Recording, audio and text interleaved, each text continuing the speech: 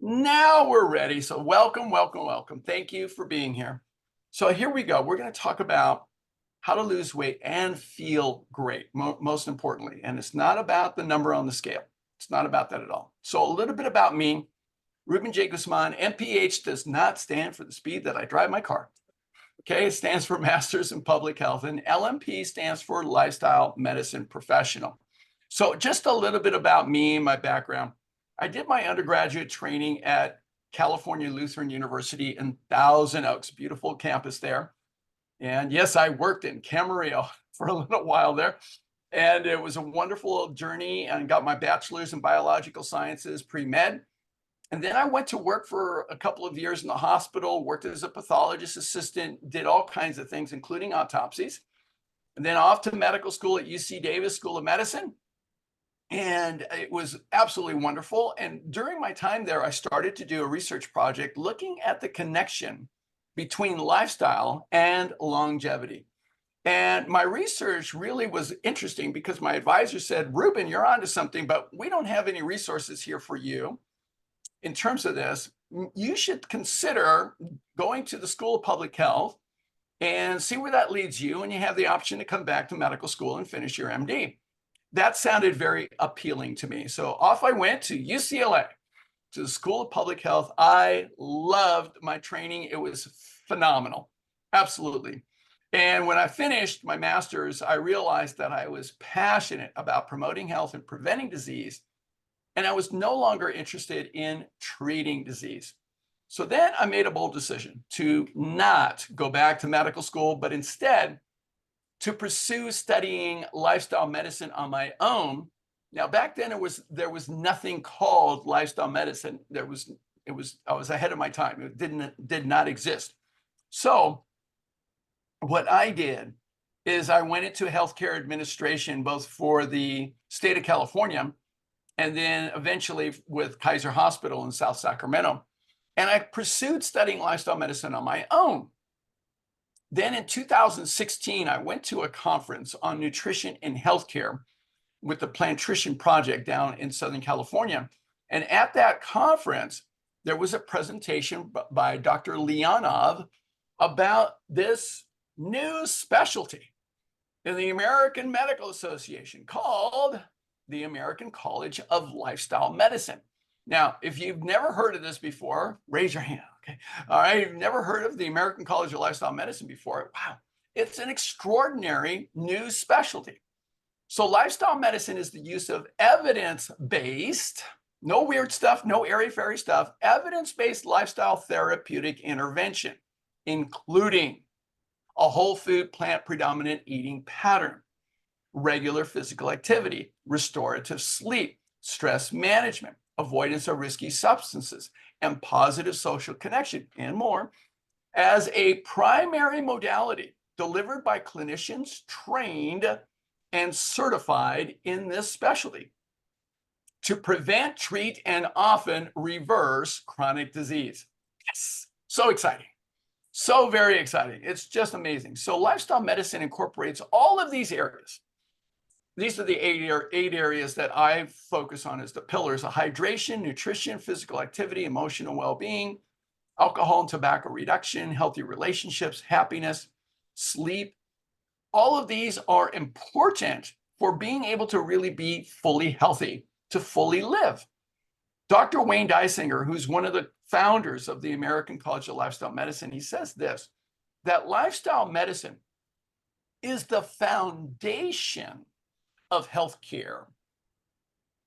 It is the foundation of healthcare because 80% of our time, our energy, and our expenses in healthcare today is attending to chronic disease.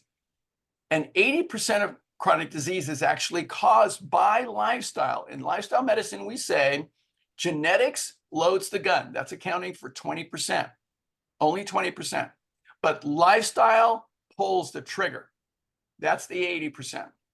So if the disease is caused by lifestyle, the foundation ought to be a lifestyle treatment. Doesn't that make sense? Sure does to me. I was so thrilled when I found out about lifestyle medicine that I dove in I went to my first lifestyle medicine conference the next year in 2017, and then they announced board certification for physicians, MDs, and DOs, but also for professionals, PhDs, and those with a master's in a health-related field. Well, that's me. So I studied for a year, and in October of 2018, I became one of the first board certified lifestyle medicine professionals in the world. And I love it. It's so incredible. In fact, my certificate number is 00081. That's the number I have. I'm also a member of the Institute of Coaching out of Harvard. Many of us in lifestyle medicine are part of this. And then if you Google my name, yes, I did write these 3 drill books in swimming. I wrote the first comprehensive drill book in the sport of swimming called Swimming Drills for Every Stroke. And then it was changed to upgraded to the swimming drill book. And then it was done again in 2017. So it's now the best-selling swimming drill book in the entire world. And right now, the Olympic trials in swimming are taking place in Indianapolis. It's so exciting. We're going to have an incredible Olympic team this year. It's just phenomenal. Now, I share this with you because the foundation for what I've learned about how to be healthy and fit has been my experience of being an athlete and actually coaching athletes. I'm in my 49th year of coaching right now. I've been coaching for nearly 50 years, and I have had over 40 of my swimmers go off in college and swim, and I've had 3 go to the Olympic trials. And I've had lots of success coaching athletes and coaching teams. It's been wonderful. So this is a foundation for how I actually approach being healthy and fit. It's not just weight loss. No, it's about being healthy and fit. No kidding. Now, in 2011, I wrote my first book on health called Evolving Health. It was endorsed by my good friend and colleague, Dr. Neil Barnard. And this on the right is the mock-up for the upcoming book that I've done the writing on the manuscript, and so it's going to be released later this year. How to Fully Live, a transformational approach to creating a thriving, healthy, and happy life.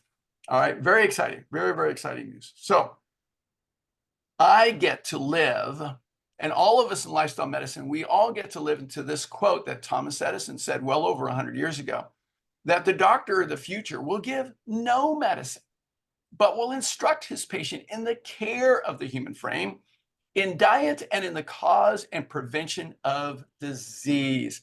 So needed today. And this is what lifestyle medicine is all about.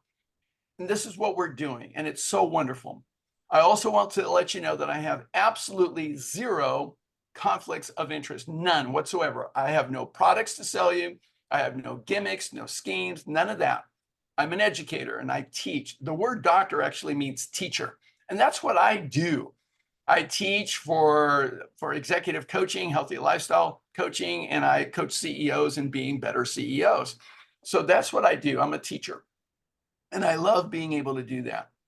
Now, I think Virgil was correct when over 2,000 years ago, he said that the greatest wealth that any of us can have truly is our health.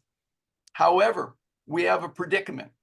And the predicament is this, that most people get caught up in their lives, focusing on money and work and other priorities than their health. So what happens? They put their health on the back burner.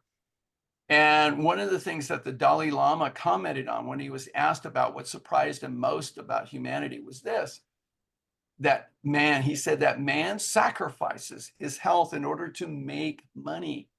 And then he sacrifices money in attempt to try to recuperate his health. And then he is so anxious about the future that he does not enjoy the present, the result being that he does not live in the present or the future. He lives as if he is never going to die and then dies having never really lived.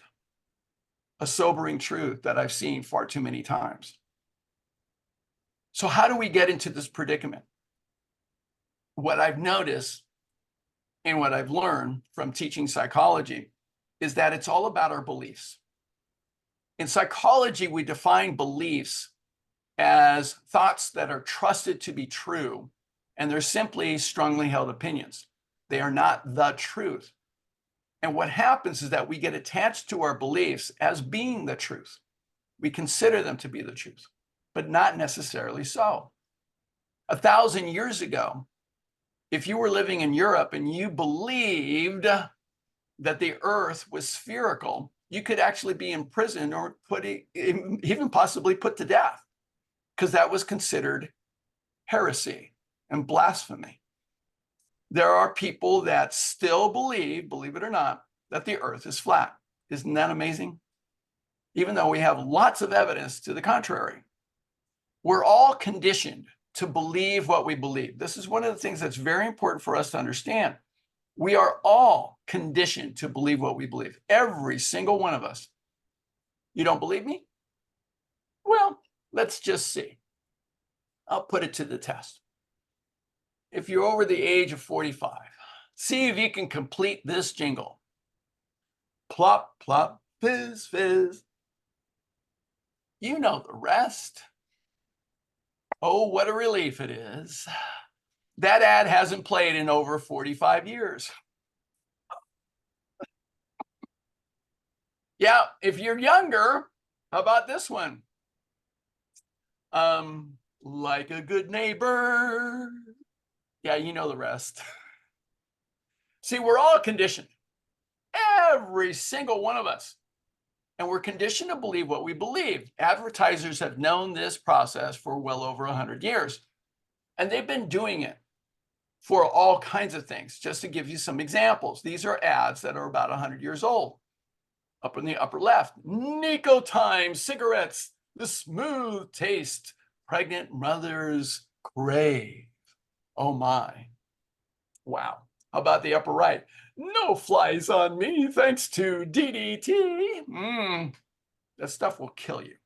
All right. Lower left, the first product from the Bayer Company, compressed tablets of heroin hydrochloride. Yes, it was legal, and yes, it worked. And then on the lower right, let this magic mineral asbestos protect the buildings on your farm. Now we can't get rid of it fast enough. Extraordinary. Consider that we have also been conditioned to believe a lot of things about weight. All of us. Here are just a few that I know that I've said and other people have said. Everyone in my family is overweight. That's just how it is. Calories in equals calories out. Carbs turn to fat. I need a high protein, low carb diet to lose weight. I just haven't found the right diet yet. I just have a slow metabolism. I'll be overweight for the rest of my life. I'm overweight, but I'm healthy. Everyone who's overweight overeats. And Diet Coke will help me lose weight. I've heard all of these and said a few of them myself. I know. So I want you to consider something, my friends. By the way, we're going to dismantle all of these myths today, all of them, and then some. So consider that we have all been duped, hoodwinked, bamboozled, and deceived. Every single one of us. No exceptions. Every single one of us. So your mission, should you choose to accept it today, is to question your beliefs. Question them. All right. Don't be attached to your beliefs as being necessarily the truth. Yes, I'm going to share with you some information, but it may twist your mind a little bit. It may rattle those beliefs just a little bit. Let it just work that way and sit with it. As one of my wise teachers taught me many years ago, you must unlearn what you have learned. Good advice from Master Teacher Yoda. So here's what we're going to cover today. I'm going to cover some of the statistics just briefly. I'm just going to go through that just so you're aware of just how significant this issue is. We'll then talk about the context for health, the framework for how our health, our body actually works. And this, I talk about it in almost every seminar, but I'm going to put a special spin on it in relationship to how we actually gain weight. Then I'm going to talk about the contributing factors to obesity so that you understand what actually causes and contributes to excess fat gain.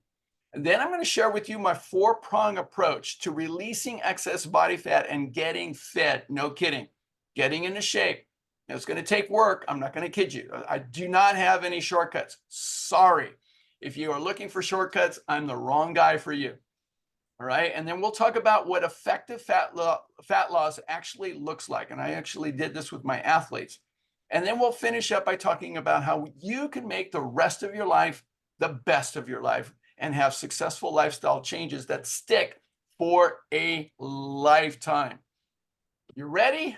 All right, here we go. Now remember, you're going to get all the slides, but if you want to take notes, take the key notes so that you can actually have those gold nuggets.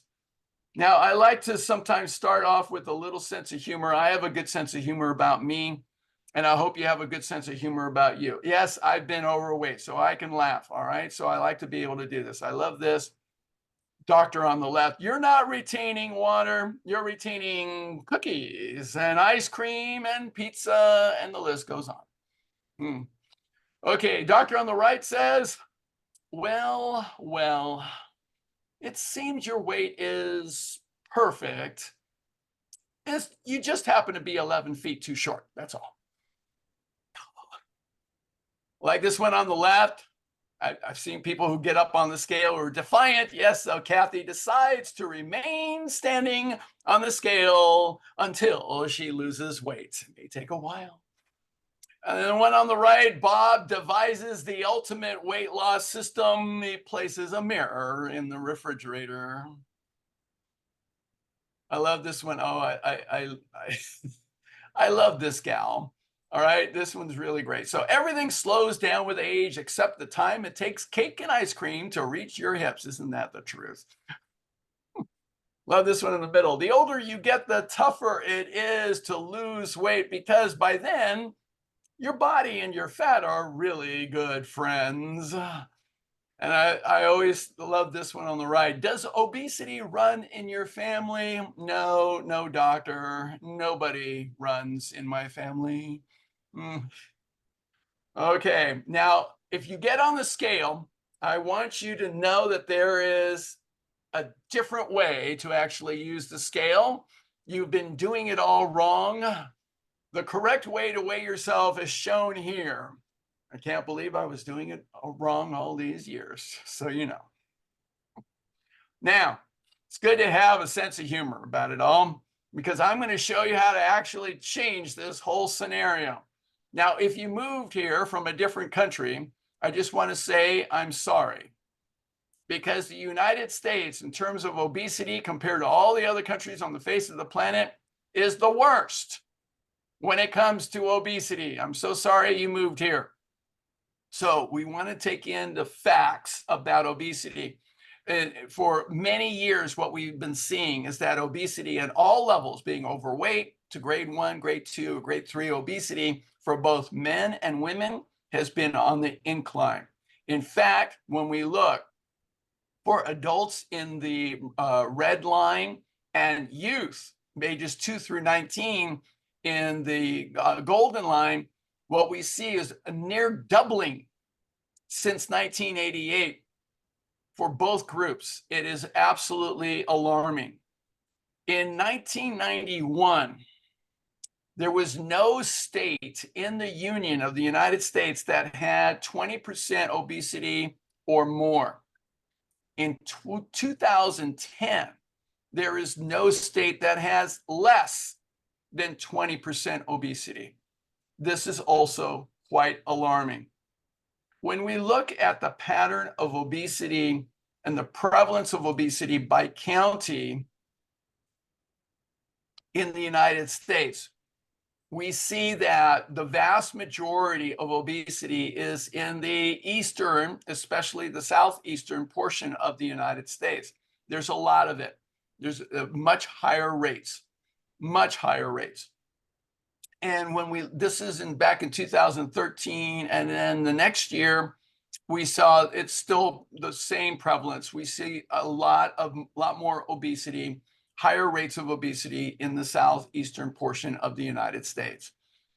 Now, the overall stats, I just want to point one statistic here, and there's a relationship to all the other aspects of mortality, is that 70% of all Americans right now are overweight or obese. And I've traveled to the southeast portion of the United States many times for speaking engagements, and I can tell you I've seen a lot of it there, but it's everywhere. It is everywhere. For the longest time, we have known that there is a very crude way of measuring your body mass index called the BMI, and that there's a relationship between BMI and mortality. So if your BMI is between 20 to 30, you have very low to low mortality risk there. But once it gets above 30, it starts to become moderate to high, and then eventually very high. So this is just looking at the difference between your height and weight. Now, here's what now this is a very crude measure. It doesn't tell us a whole lot. But what we know is this clinically, is that there are two major types of fat that we have in our body.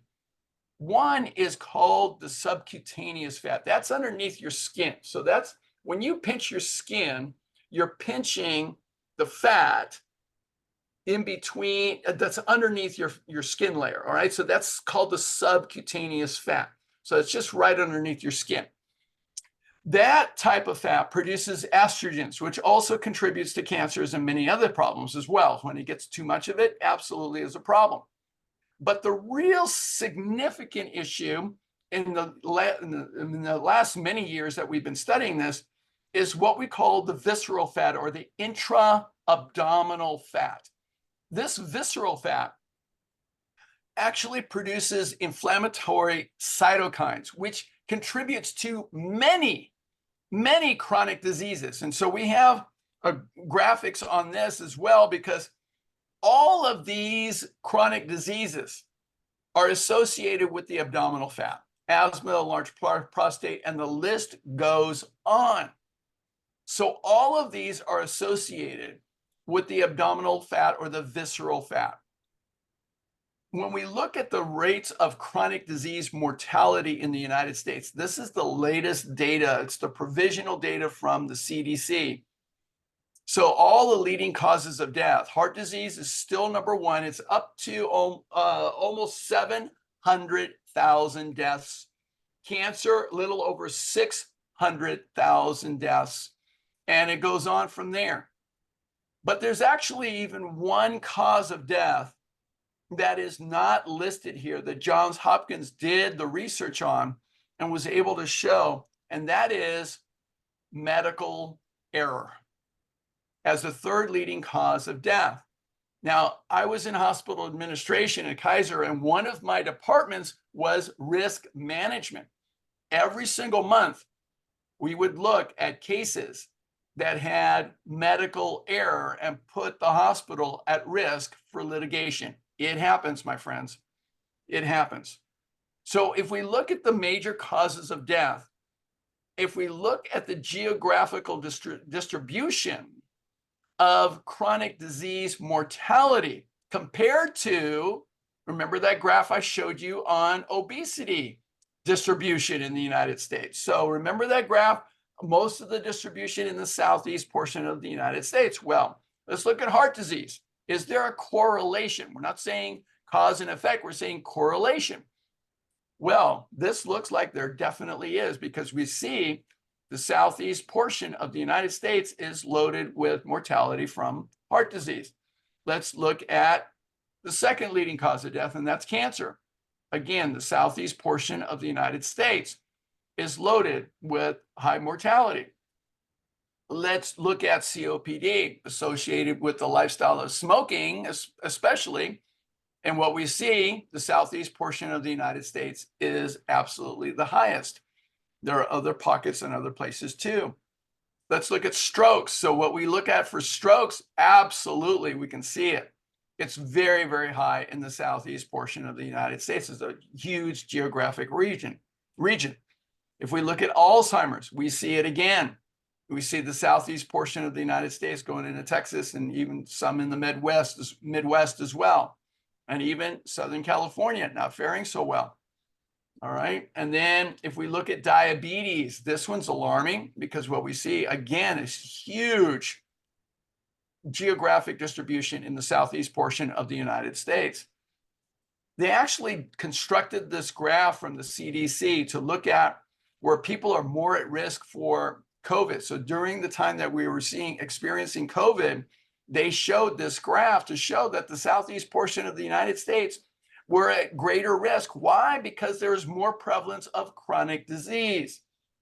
So the 10 states with the lowest life expectancy in the entire United States, I was shocked when I saw this graph. It happens to be these 10 states that are geographically right next to each other: Oklahoma, Arkansas, Louisiana, Mississippi, Alabama, Georgia, South Carolina, Tennessee, Kentucky, and West Virginia.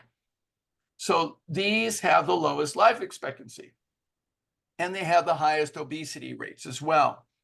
So when we look at lifestyle factors, could processed foods be a contributing factor? Well, here's a graphic of Kentucky Fried Chicken consumption and within a period of just 6 months. Again, notice the southeast portion of the United States. How about physical inactivity? Well, again, there we are in the southeast portion of the United States with the highest concentration. How about frequent mental distress? Wow. Okay. Again, the southeast portion of the United States and Fresno. Okay. And then if we look at sleep deprivation, sleeping less than 7 hours for adults, again, the southeast portion of the United States and Las Vegas. So the purpose of lifestyle medicine is not to give you a medication or a shortcut or a quick fix. It's to be able to change your lifestyle, empower you to actually build resilience. That's what we're out to do, to build resilience, empower you to build resilience. And the definition of resilience in psychology is the capacity to prepare for disruptions, recover from shocks and stresses, because we all have those, and adapt and grow from a disruptive experience, become stronger. That's what we're out to do. That's what lifestyle medicine is all about. So that's some of the statistics and what we're out to do in the context. So now let's talk about the context for health. So Dr. Kalitsky, he said this to me many years ago when I was in Cal Lutheran. He said that remember that all of life is in one of two states at any given moment. Either it is surviving or it is thriving, and that's all there is. I was shocked when he said this. And I asked him several questions about it. And finally he said, sit with it, Ruben, you'll figure it out. And then 3 years later, I'm in medical school at UC Davis, and I'm taking a class in embryology. Now, this is an amazing class from this. It's studying the process of the embryonic period of human development, which is from the moment of conception to the point where everything is there, and it just grows bigger. After that, we call it a fetus in the womb. So it pretty much corresponds with the first trimester. So early on, we all look like this, a ball of cells, and you can't tell them apart as far as the cells. And now the ball of cells gets bigger and bigger with more and more and more cells. And eventually the ball gets big enough, it starts to fold inward on itself. And then it forms this tube of cells that will become the first organ system of the body to become distinguished and operational. So this tube becomes what we refer to as the neural tube. And this neural tube gives rise to what we refer to as the limbic brain. So this is the central features of the brain. So this is your hippocampus, your hypothalamus, your amygdala, your pituitary, and many more things. All the central features of the brain, not the external cortex, not the cortex, the central part. And all of that is connected to your spinal cord. This is all your, what we refer to as your central nervous system. And it runs the show. Now, this is what's really important to understand when it comes to weight. This central nervous system is an electrical system, and it runs your entire body. It's the wiring, like you have wiring in a building. All right. This is the wiring for our entire system. And it's so critical to understand this. Now, here's what happens. This wiring's got two currents. It's got a positive current and a negative current. The positive current is referred to as the parasympathetic branch. When it is on, it is going to run all the organ systems, all the cells in the body in a particular way. It's going to affect them all. It's a parasympathetic state. The negative current is referred to as the sympathetic branch of the central nervous system. When it is on, it's going to operate all the organ systems and all the cells, but in the opposite way. Now, this is what's so critical to understand, that our human body can only operate in one state or the other state at any given moment. When the professor said this, it got my attention. You're either operating in the parasympathetic state or the sympathetic state at any given moment. You can go back and forth between the two, but you can only operate in one or the other at any given moment. And I got the connection from what Dr. Kalitsky was trying to teach me, that we're either surviving in the sympathetic state or we are thriving in the parasympathetic state. And that's all there is. Now, this is critical to understanding how we can actually lose weight. Here's the deal. I'm going to tell you this right now. When we are in the sympathetic state, our body is reacting to being faced with stress. We're in the state of survival. We're operating at a very primal level. Fight, flight, freeze, and fold are the reactions that we may recognize, but even as subtle as a perceived threat is enough to induce us being in the sympathetic state. Now, here's what happens. When we're in the sympathetic state, far too much, far too long, far too often, our body will find a way to conserve energy, avoid pain, and seek pleasure. We will do that, and we will do it really well. And one of the things that will happen, we'll talk about this a little bit more, is that when we're in the sympathetic state, for whatever reason, our body will take whatever food we eat and convert a higher percentage of it as fat. It will store it as fat in order to conserve energy, because if you're in a famine and your body doesn't have much resources, and you get a little bit of food and you don't know when the famine's going to be over, guess what? The body's going to the brain says store more. It is incredible how our brain switches, how we actually use food in order to store it as fat. We have many research studies on this. It's incredible. We've done it with mice. We've done it with collegiate athletes. It's incredible. I know. I've lived through it. Okay? So the thing is, we have to understand this. And this is at the root of all chronic disease. Dr. Dean Ornish, he talks about how all chronic disease is the same disease. It's just got different faces, because we're in the state of dis-ease, far too much, far too long, far too often. So 5 major factors that can contribute to keeping us sick, keeping us overweight, keeping us gaining more fat. Again, the central nervous system is designed to conserve energy, avoid pain, and seek pleasure. Okay, we're designed to do that really well. You had a hard day at work. You work 10 hours, 11 hours, 12 hours. You get home and you got more on your plate at home, and you have no interest in cooking a healthy meal. So what do? You stop by at Domino's Pizza or call up, DoorDash. and you get the pizza and you get the 6-pack of beer and you sit on the couch and watch Netflix and you chill. That's the American way. Second factor that keeps us sick is our family pattern of lifestyle behaviors, because we learn that early in growing up. We learn it. A lot of people think it's just genetics. No, it's not. Another thing that keeps us sick is the food industry. Any city, you can go to almost any street corner, major street corner, and you can see 3 to 4 fast food restaurants. I see it everywhere I've traveled. Okay, there's a McDonald's, there's a Carl's Jr., or a Hardee's, there's a Kentucky Fried Chicken, there's Taco Bell. They're all over the place. They do not have your health as your priority. Another is the government. Government is not set up to actually advocate for health. The leading lobbyist group in Washington, D.C. is the pharmaceutical industry.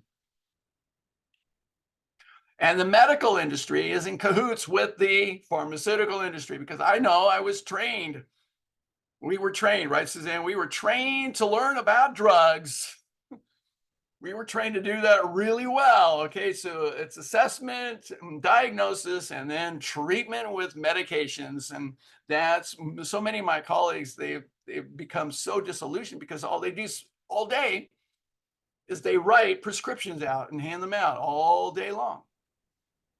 So these things keep us sick. So what lifestyle medicine is all about is not giving you a shortcut, not giving you a quick fix.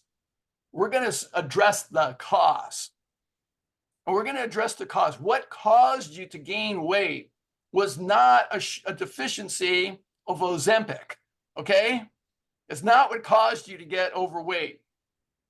So what we do in lifestyle medicine is we're going to swing the pendulum from being predominantly sympathetic to becoming predominantly parasympathetic. And what happens is an amazing thing. And you already know this, because when we're in the parasympathetic state, predominantly, your body heals itself. When you were little and you were riding your bike and you fell off your bike and got scraped up, you went to your mother and she put that Dharmacurachrome on it, and then she put a Band-Aid on it. And she said, leave it alone, don't touch it for a couple of days. And then a couple of days later, if you ripped it off, you found, oh my God, it's all healed. The body will heal itself if it's in the right state. And that's what we have to do. To empower you to do that, some of the wisdom that I've learned over the ages, number one, remember I said I had to change my thinking when I got the wake-up call? So number one is the thoughts that we think. If we've got stinking thinking, then we're going to be stuck in the sympathetic state. So we have to practice the power of positive thinking. Second are the words that we speak. So if we are complaining, if we are gossiping, if we're being cynical, skeptical, and critical, then we're going to stay in the sympathetic state. So we have to practice being impeccable with our word and saying loving, kind, compassionate, uplifting, supportive words. Third are the actions that we take, because guess what? If we make a promise to ourselves, as Stephen Covey taught me a long time ago, we have the ability to make and keep promises to oneself is the foundation of living an extraordinary life. Guess what? We need to do that. That's living a life of integrity. The fourth is the company we keep. Well, guess what? If we surround ourselves with people who have stinking thinking, have bad habits, unhealthy, well, guess what? We'll be just like them. We have the research on this now. From Harvard, this professor has done incredible research. He wrote a book called Connected. We're impacted by the people we surround ourselves with so intensely. It's amazing. So we have to be mindful of who we surround ourselves with and be very careful. And then fifth is the food that we eat. Most people never think for a moment that food affects your central nervous system. I got news for you. It does. Everything affects your central nervous system. Everything. Lifestyle medicine is about being able to empower you to have well-being. in these four fundamental human energies: physical, spiritual, emotional, and mental energy. We are, as human beings, we are a tapestry, an interwoven tapestry of these four energies. Each one of these energies affects all the rest. Your physical energy affects all the others. Your spiritual energy affects all the others. Your emotional energy affects all the others. Your mental energy affects all the others. If you had the chance to watch the wonderful documentary on the blue zones, Live to 100 Years on Netflix, if you haven't seen it, these are exemplified in that documentary. No kidding. No kidding. All of these matter for living a thriving, healthy, happy life. So the 8 lifestyle medicine areas that I focus on are hydration, nutrition, physical activity, risky substance reduction, sleep, emotional well-being and stress management, healthy relationships, and happiness. Now, I have seminars and webinars on all of these. I do. But today, what we're going to focus on is my 4-prong approach that's going to get you started. This is how I started all my clients. And it's hydration, it's nutrition, and I split physical activity into cardiovascular exercise and strength. Those are my 4 prongs. We're going to go into that. So now, understanding some of the research and science around obesity and being overweight. So here are some scans that are done. These are the old ones. I want to get some new DEXA scans in. I need to get some new DEXA scans. But these are 2 women, approximately the same height. One's 120 pounds and very fit and healthy, about 5'7". This one's about the same height, but weighs 250 pounds, over twice as much. Now, what we can see here is that there's a lot more subcutaneous fat on this person who's 250 pounds. In addition, what you don't see normally is you see all of this other fat. There's this fat in the abdominal region. Now, I've done autopsies, and I got to tell you, this belly fat shows up predominantly in people who are overweight or obese. And there's even more fat in the liver. And what you don't see is too easily, but it's there. There's even more fat around the heart. Wow. Now, what you don't see is the fat inside the muscle. There is fat inside the muscle tissue as well. And all the organs have more fat. So that's what we see. Now, a lot of people say it's calories in, calories out. That myth, how many of you have heard that myth? Okay, we're going to put that one to bed. Okay, now, I was trying to find 3 mice, but I found 3 guinea pigs instead. These are 3 cute guinea pigs. Now, this is research that was done many years ago. I'm going to send you the research study, so don't worry. All right, now here's what happened. One group of guinea pigs is skinny. All right, another group needs to eat less. That's a polite way of saying they're fat. Okay, and then the third group are normal. Now, what they did is they fed these guinea pigs the same amount of food, normal diet for all 3 groups. And they stayed, this group, the skinny group stayed skinny, the fat group stayed fat, and the normal group stayed normal. Now, they did that for a period of time. And then what they said, let's do an experiment. Let's see if we can help the overweight guinea pigs lose weight. So we're going to put them on a diet. So for a couple of weeks, we're going to put them on a calorie restricted diet. How many of you heard of that before? Okay. So they put the overweight guinea pigs on less food. They reduce their calorie intake. All right. Now, the skinny group and the normal group continue with their normal diet. So they stayed the same. The skinny group didn't gain any weight. They just couldn't gain any weight. They stayed the same. Now, here's what happened. After 2 weeks of eating less food, the overweight guinea pigs did lose some weight. Okay, good. At least that's what they thought. So they said, well, let's put them back on a normal diet. So they put them on a normal diet for the next 2 weeks. Now, the skinny guinea pigs stayed on the normal diet. There was no changes. The normal guinea pigs stayed on the normal diet, no changes. But the ones that had been overweight and lost weight on the first 2 weeks, in the next 2 weeks, gained even more weight than where they were before. How many know that story? Because when we go into the sympathetic central nervous system state, the sympathetic state, the body is saying, conserve more energy, you'll lose weight, water weight, and you'll lose muscle weight. But then what happens is that the moment you reintroduce a normal diet, you're going to conserve more of it and actually store more as fat. So it's not calories in, calories out. Forget that one. That is completely, you know what. So anyway, that one, we have many, and this has been replicated many ways with even collegiate athletes too.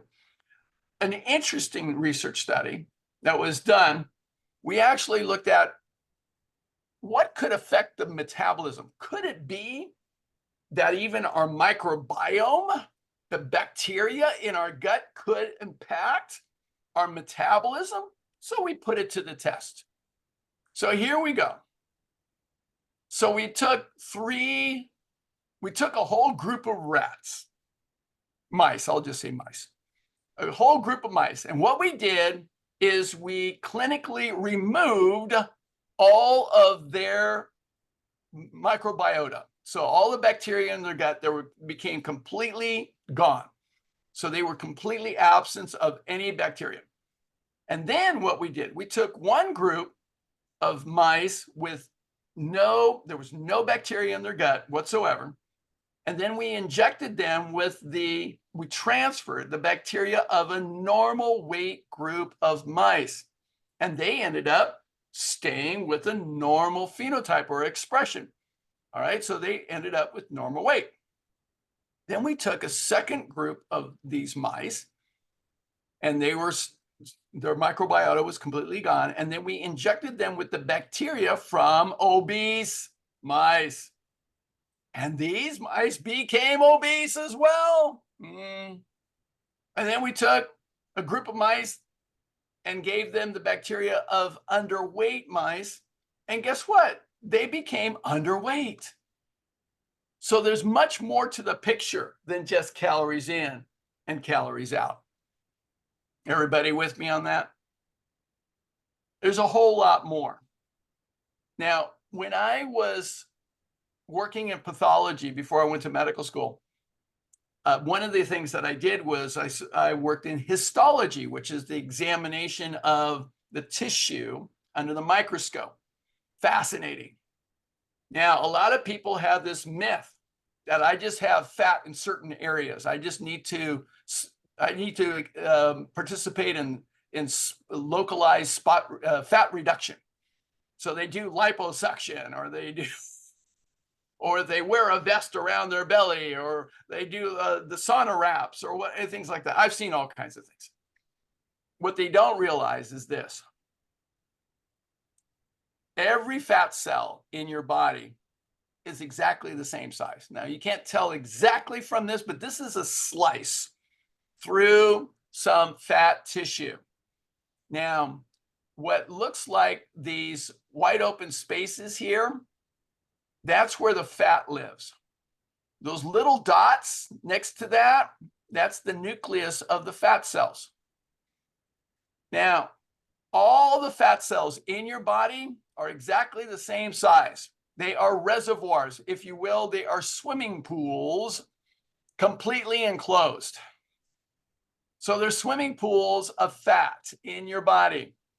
and they have to be maintained and they have to live. Now, here's another thing to realize: for every extra pound of body fat that you expand these cells, so every extra pound, you have to actually construct an extra 200 miles of capillaries in order to keep that tissue alive. That's shocking. I remember learning that in medical school. That one just blew my socks off.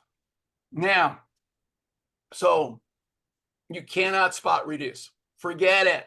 Not happening. You have to completely change the entire body's fat reservoirs, all of them. Now, this is what you see from the fat cells, but what we don't see, and what we didn't see until 2004, is how fat affects the inside of the cells. So in 2004, we developed a new technology to actually look inside the cells of diabetics.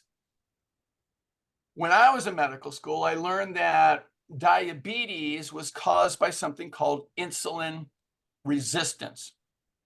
So in order for glucose or sugar or carbohydrate to get inside the cell, there has to be a signal that is sent from the insulin receptors that are on the outside of this, that bridge the outside to the inside of the cell. They bridge it. The normal mechanism is that if we eat something, let's say we eat some pizza, okay, lots of carbohydrate. So as soon as we do that, now the brain says, oh, you need more insulin to process all that carbohydrate. So it's going to send a signal to the pancreas, and the pancreas then is going to release insulin into the bloodstream. Insulin is going to then attach to the insulin receptors. Now, if your body's healthy, it's going to then send a signal from the underside of the insulin receptor inside the cell over here to the glucose channels and says, open sesame. And then the glucose comes into the cell, goes to the mitochondria, and gets converted to energy. It's a beautiful system. Works really well. You do it every morning. You probably did it this morning because you got up and you thought to yourself, I'm going to listen to Coach Rubin talk about my weight today. I can't wait. I'm so excited. And you jumped out of bed, and that 2 seconds, all of this happened. Now, in 2004, what we learned was something really interesting, because we looked at everything going in and everything going out of the cells. Now, in diabetes, what happens is that the glucose starts to back up. The glucose channels are not opening up. And we were always taught that insulin, the problem was here between the insulin hormone and the insulin receptor side. But what we didn't see until 2004 was that inside the muscle cell is that there are these pools of fat collecting, these very small pools of fat collecting inside the cell. Now, what's so shocking about this is that 90% of the cell is normally water. Normally, we don't see these pools of fat in a healthy cell. Now, fat is oil. Intramyocellular lipid is the same as oil. And if you actually did this at home, you can do this. You can take oil and water, pour them both into a glass, and the oil goes to the surface. It forms a slick. And if it happened out in the ocean, it would do the exact same thing. It would form a slick, but the marine life underneath the slick suffocate and go belly up and die. And what we didn't realize until all those years, until 2004, was that the same mechanism is happening in diabetes. And the same mechanism happens in being overweight, that the cells get fat inside the cell, and it actually starts to form a film of fat underneath the insulin receptors, therefore stopping them from working. And the cell begins to suffocate and die. And it's just like having a layer of saran wrap over your face. You can see right through it, but you cannot breathe. So the biggest culprit in the diet is the fat that you eat. As Dr. McDougall so elegantly says, the fat you eat is the fat you wear. And in the United States, we rank #1. Did you know that? Go USA. Oh. So we're #1 as far as fat intake. We average 161 grams of fat per person per day. Whew. And what we've seen historically in the last 50 years is that we've added fats and oils have increased dramatically. I can't wait for this graph to get updated for 2020. It's been dramatic.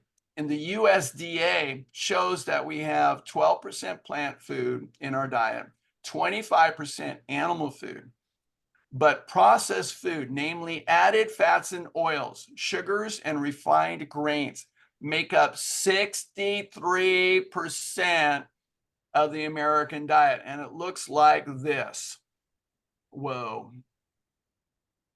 The biggest chunk of calories increasing in the American diet has been from vegetable oils. You can see the progression here in the last 100 years plus.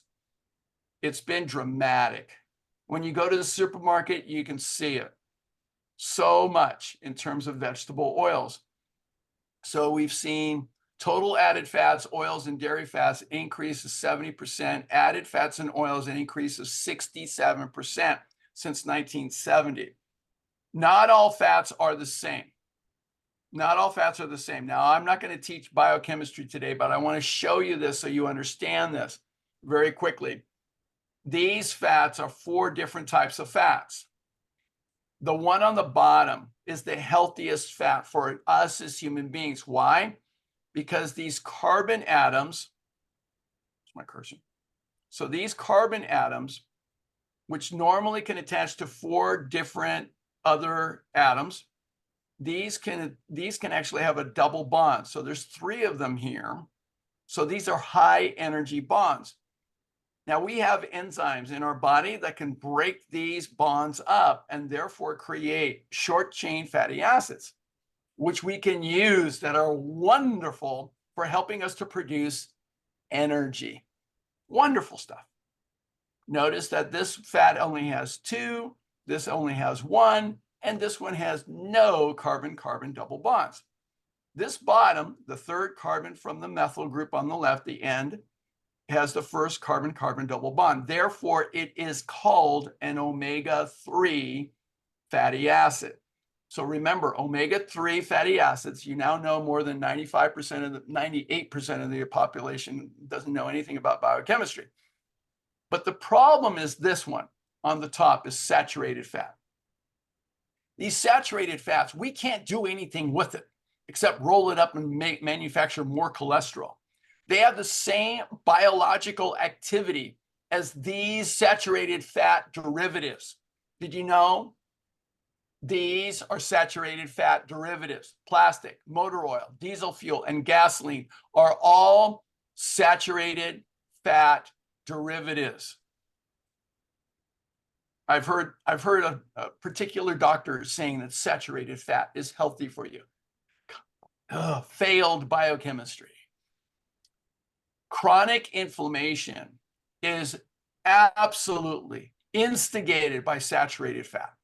Absolutely. So we want to stay away from these saturated fats. So it's very important that we recognize that. They get us into trouble. The fat metabolism is where we have to understand how much fat can we actually metabolize and use. The average American diet is 161 grams of fat per person per day. Everybody counts calories, but I hardly ever know of anyone that counts the grams of fat in their diet. Your mission, should you choose to accept it, is start counting the grams of fat in your diet. You need to know that number, not the calories. Grams of fat you need to know. Now, 161 grams of fat is about, pure liquid oil would be 3/4 of a cup a day. A collegiate athlete, by the way, and this is the Olympic season. So one of my friends, an Olympic marathoner, was tested in Colorado Springs for his fat metabolism. A marathoner's fat metabolism was 125 grams of fat per day. An Olympic marathoner. And the average American consumes more fat than an Olympic marathoner? Wow. My son, Joseph, who was a collegiate swimmer at UC Santa Cruz, was 85 to 90 grams of fat per day in season, in training. If you're overweight or obese, you need to target about 20 grams of fat a day or less. Not easy, but it can be done. Here's something to realize, that when we ingest fat, it stays in our blood system. In fact, it climbs. This is old research. We've known this for so many years. Since 1955, we've known this. This is from the Journal of the American Medical Association. We know that when you ingest fat, the fat starts to accumulate inside your blood. It becomes this sticky, curdled milk, and it climbs up for the next 5 hours before it starts to diminish. Oh, that's horrible. That's horrible. So we need to be aware of the major sources of fat. I just want you to be aware. Now, if you're healthy and fit, you need a certain amount of fat. You need the right amount for you. But if you're overweight, you need to target a low number. All oils, enemy number one. All oils. I don't care how virgin the extra virgin olive oil is. It doesn't matter. Okay, all oils are 100% pure fat. And it's even worse when we fry foods in a fat jacuzzi. All right, don't go there. The chemistry on oils, it is not healthy for you. It is not. Let's put that myth to bed as well. Okay, I need a little bit of fat in my diet. No, you don't. You don't need pure oil at all. It causes all kinds of problems. Dr. Esselstyn is so passionately animate about this. No oil. If you did one thing to change in your diet, if you're having any oil from any sources whatsoever, if you eliminate the oil, that will make a significant change. No chips, no fried foods, no oil, none. Another high source of fat is going to be from all meats, including beef, pork, poultry, fish, chicken, eggs, all of it, especially the processed meats, especially those. Those are really problematic. The World Health Organization, I don't know why this is not on CNN every single night. It needs to be. But all processed meats, including sausages, hot dogs, salami, pepperoni, pastrami, all of those, bacon, salami, all of those are a type 1 carcinogen, the same as asbestos, nicotine, and plutonium. Now, all the other meats are a class 2A carcinogen, probably causes cancer, probably. Doesn't sound very appealing to me. High-fat foods include dairy, all dairy. There's many other problems with dairy, but I'm just going to cover the fat today. So cheese is about 70% fat, and it's the most addictive because of the casein protein in cheese, which converts to casomorphine and it's so addictive. And then butter is almost 100% fat. It's about 98% fat. And ghee is even worse. It's about 99.5% fat. Now, healthy fats are going to be derived from all plant foods. All plant foods have a small amount of omega-3 fatty acids, predominantly omega-3, mostly omega-3. So nuts, seeds, and avocados are concentrated more in terms of fat. You have to watch it, though. If you're trying to lose excess body fat, one avocado is 30 grams of fat. Yeah, it adds up real fast. I love avocados, but I don't eat them all. Just a slice. Okay, so I'm watching my grams of fat. I have to be mindful of it too. Real important. So I'm going to send you this list of all the highest fat foods, fats and oils, animal products, nuts and seeds, even olives and avocados are high in fat, seafood, dairy and egg, baked products. Okay, so you want to be mindful of that. Another problematic food is going to be refined sugar. Absolutely. Absolutely. Here's why.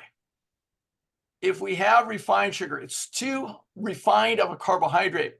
And what happens in terms of our biochemistry and the physiology, the last thing that we can do in our body after it does all this other damage, store it as fat. Sad but true.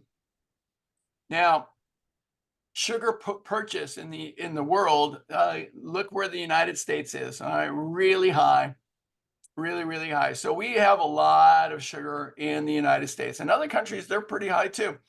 Okay, so we purchased a lot of sugar and there's just so much of it. And it used to be that people didn't have very much refined sugar. It was a very expensive fine spice for a long time.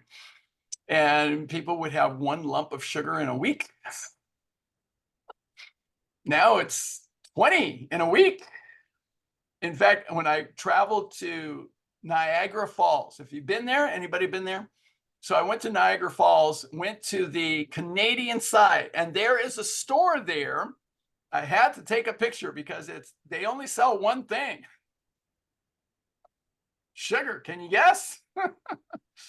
So they sell sugar, and we have to understand something very powerful here, is that sugar, refined sugar, is as addictive as cocaine. Now, the font on this particular slide is intentional because the first company to recognize this was Coca-Cola. No kidding. Now, I'm not saying you should switch to cocaine. Please do not.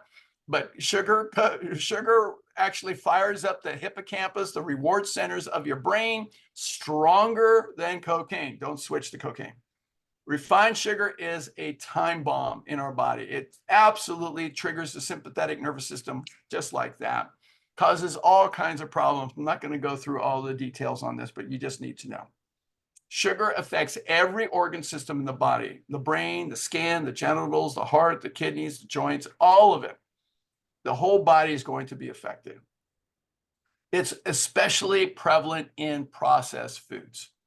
Processed foods are loaded with sugar. They're absolutely loaded. Many of them are. And I love what Chris Carr says, is that processed foods cause inflammation, a source of most chronic illnesses, as well as stress.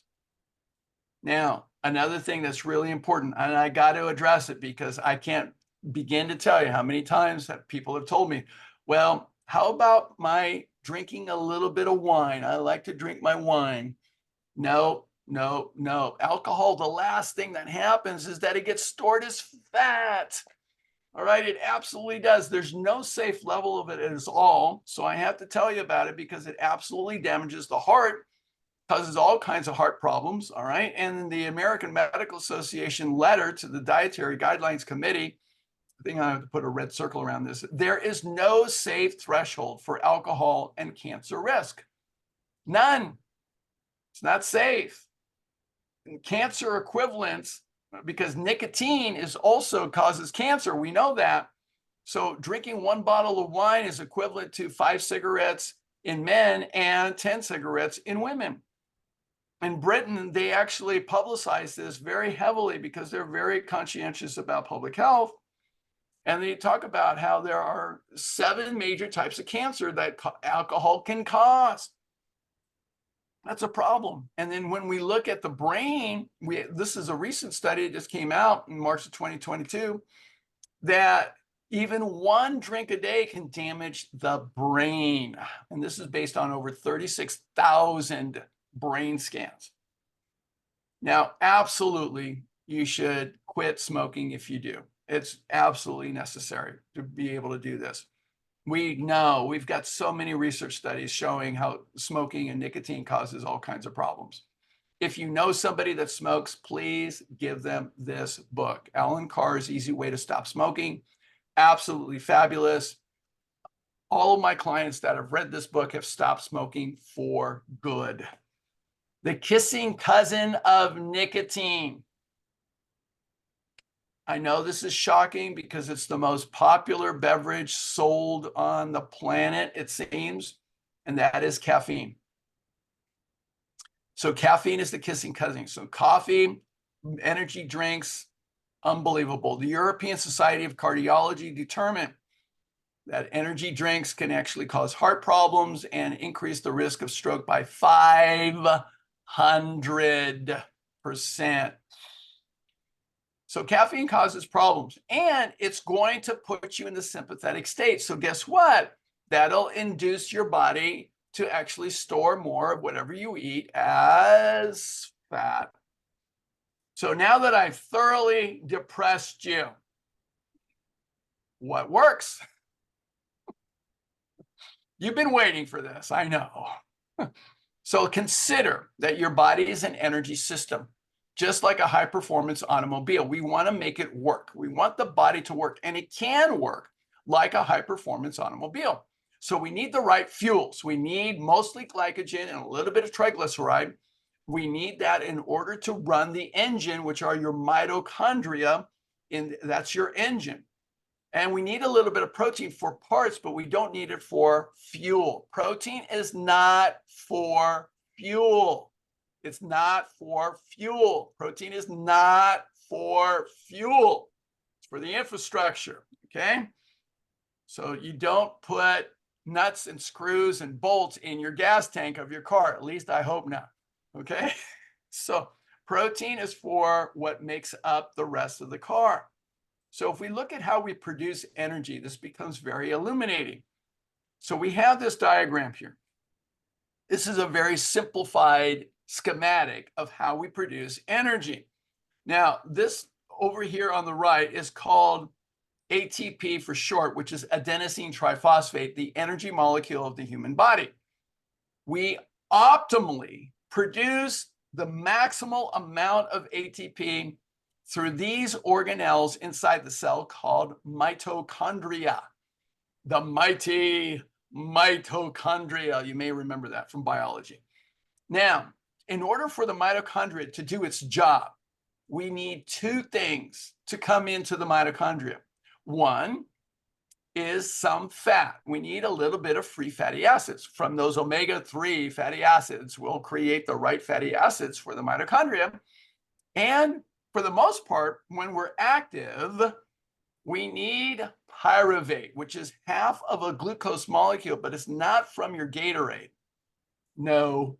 Okay. What we need it is from glycogen, which is the human complex carbohydrate that we manufacture. Now, for us to manufacture glycogen, there are two specific carbohydrates that human beings optimally use to produce and manufacture glycogen. And these two carbohydrates are amylose and amylopectin. You may have never heard of them before, but now you know the names of two specific carbohydrates. Now, you may have heard of other carbohydrates that are refined: glucose, fructose, sucrose, maltose, lactose, galactose, maltodextrin. There's a whole host of refined carbohydrates. These are unrefined carbohydrates that exist in nature, and we use these really well. So we need these. Now, here's what we have to understand how this system works. All right, so we have a little bit of fat, comes in the right amount of fat, and we have mostly pyruvate. When we're active, we're doing things, we need this system to work really well to produce ATP. So think of it this way. The fat in the parasympathetic state, is linked to the main fuel line. And it can only be burned with the presence of glycogen, only. So we have this two-component fuel system. of glycogen and fatty acids, which is similar to an automobile or a vehicle that runs on a combination fuel of gasoline and oil. So gasoline and oil together are used in a diesel engine or a two-stroke. Now, you have to have the right mix. There are different grades of diesel fuel because there are different types of engines. Did you know that? Well, human beings run the same way. So we have to have the right mix of gasoline and oil for a diesel engine. So you are a turbo diesel Mercedes. You didn't know that, but you are. But you have to have the right fuel and you have to be tuned up properly to run it right. So you have to have the right mixture. If you have too much oil in the mixture, the engine's going to smoke and it's going to clog up. If you have too little oil in the mixture, the engine's going to seize up and burn. So we have to have the right mixture of fuel. Now, very important to understand how this works. If we run low on fuel, we can only store so much glycogen. We can store lots of fat, but we can only store a certain amount of glycogen. So when our glycogen levels get low, that triggers the central nervous system. I refer to it as the headmaster. It's going to shut off the main fuel line and go to emergency fuel. This is so important to understand. So it switches over to emergency fuel. And now what it's going to do, it's going to start to burn all your muscle protein. Now here's the dangerous risk.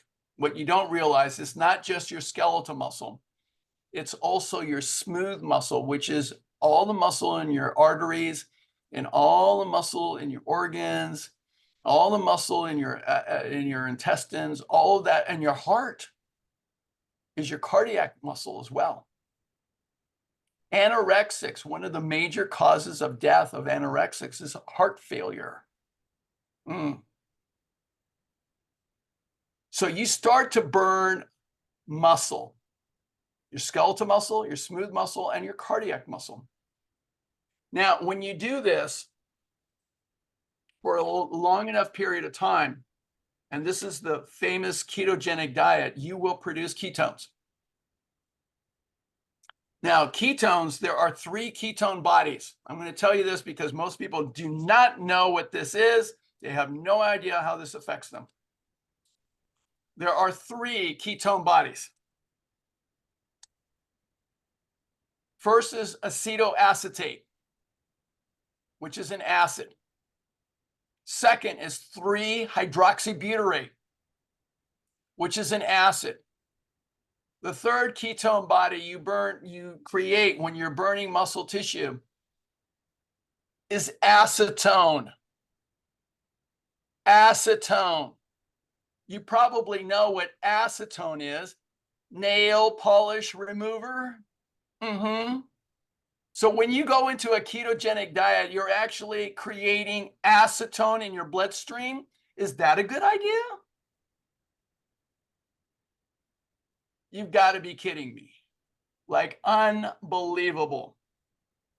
Now, the thing is, we go into the sympathetic state, and any food introduced is stored as fat as a higher percentage. That's how it works.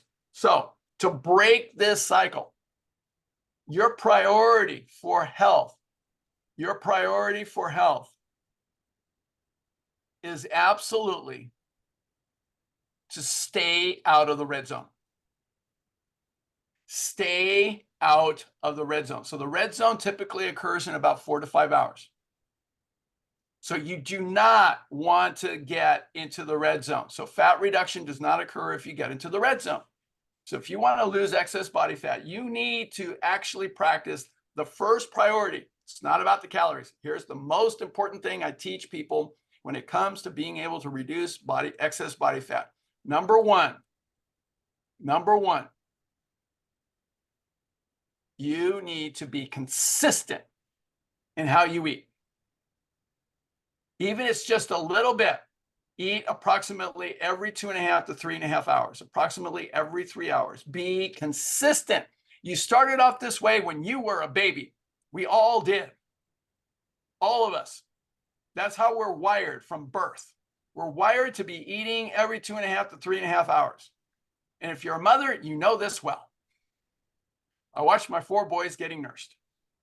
Okay, now this is the most important priority. Most important. Second, you need to be proactive as opposed to being reactive when it comes to your food preparation and knowing what you're going to eat.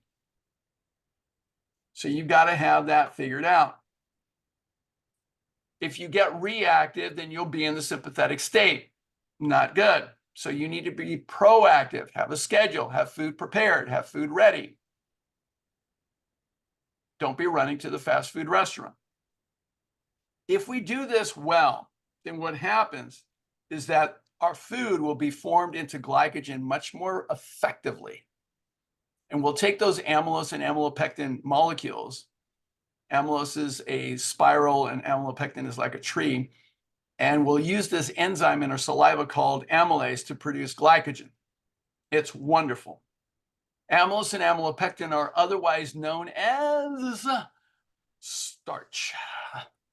Yes, you may know what starch is, but starch is amylose and amylopectin. This is the cover of the scientific journal Starch. But what starch looks like for you and me are legumes, beans, peas, lentils. There are over 2,000 varieties. You'll never get bored. All right. And then there are whole grains. Again, hundreds of varieties. Corn, spelt, millet, wheat, barley, farro, oats. The list goes on. There's so many wonderful grains. And then you have starchy vegetables that are loaded with amylose and amylopectin. I don't know of anybody that doesn't like potatoes. Okay, potatoes are wonderful. When in doubt, eat a potato. Especially, I love sweet potatoes. I just love them. Now, all plant foods, all vegetables have starch, varying amounts. So if you forgot what vegetables look like, I thought I'd show you a picture. All right, so these are vegetables. Get lots of these. And then fresh fruit, absolutely wonderful. Don't worry about the sugar in fruit. If it's a whole fruit, it's fine. Don't do fruit juices, all right? Do whole fruit. These are fabulous. So you want to do that. Now, some of you have a sweet tooth. Raise your hand if you have a sweet tooth. All right, very good. So if you want to sweeten, you can do it with this whole food instead of a refined sugar. Okay, the best alternative, I'll send you the video from Dr. Michael Greger from nutritionfacts.org. The best alternative for sweetening is a whole food date syrup. You can use date syrup. Here's one manufacturer. You can get it in different stores, but you can order it online or you can get it. So there's Sprouts has it as well. So that's for sweetening, because I know a lot of people have an issue with sweetening and you have a sweet tooth. Okay, you can use date syrup and it's a whole food. It's just dates and water. That's it. Yes. So remember that there are so many benefits to this approach. So many benefits. It's incredible to a whole food plant-based diet. There's research studies on all of these. In fact, there's so many benefits. I had to put it on 2 slides, not just one. So there's lots of benefits, but it will benefit you amazingly. It really will. Just remember, neurologically, I love this from Ann Wigmore, that the food you eat can either be the safest and most powerful form of medicine or the slowest form of poison. Because every time you eat or drink, you're either feeding disease or you're fighting it. Remember, there is a neurological connection of food in your body. The foods on the bottom portion, right, cause inflammation and toxicity in your body. So meat, dairy, oils, processed foods, and refined sugar, deep fried foods, all sodas. Legal drugs include nicotine, caffeine, and alcohol. Excitotoxins include aspartame, MSG, and things like that. All right, so stay away from those. Go to the top of what we have been talking about: the veggies, the whole grains, the legumes, the greens, the colorful veggies, and fruit. You'll do really well with that. What we say in lifestyle medicine is that we want to see you have predominantly if not totally, a whole food, not processed food, and a plant food, non-animal foods approach. This is a fiber-fueled approach, and we know it absolutely helps your microbiome, your gut health. It helps every aspect of your body. We've put this to the test, just so you know. We actually have research. I'll send you the research on this. When it comes to weight loss, a plant-based diet in April 2019 scored best. A plant-based diet scored best in long-term, sustainable weight loss, not short-term, okay? There's many ways to lose weight quickly. Really, there are. I could make lots of money with my guaranteed program for you to lose weight. I'll take you out to Death Valley in the middle of August, leave you stranded there in a pup tent and 10 gallons of water for 2 weeks. You will lose weight, I guarantee it. But it's not healthy and it's not sustainable. So we want to do it this way. Now, some tools to help you. Okay, some tools to help you. This is one of the tools that I think is a really good way to look at the caloric density of food.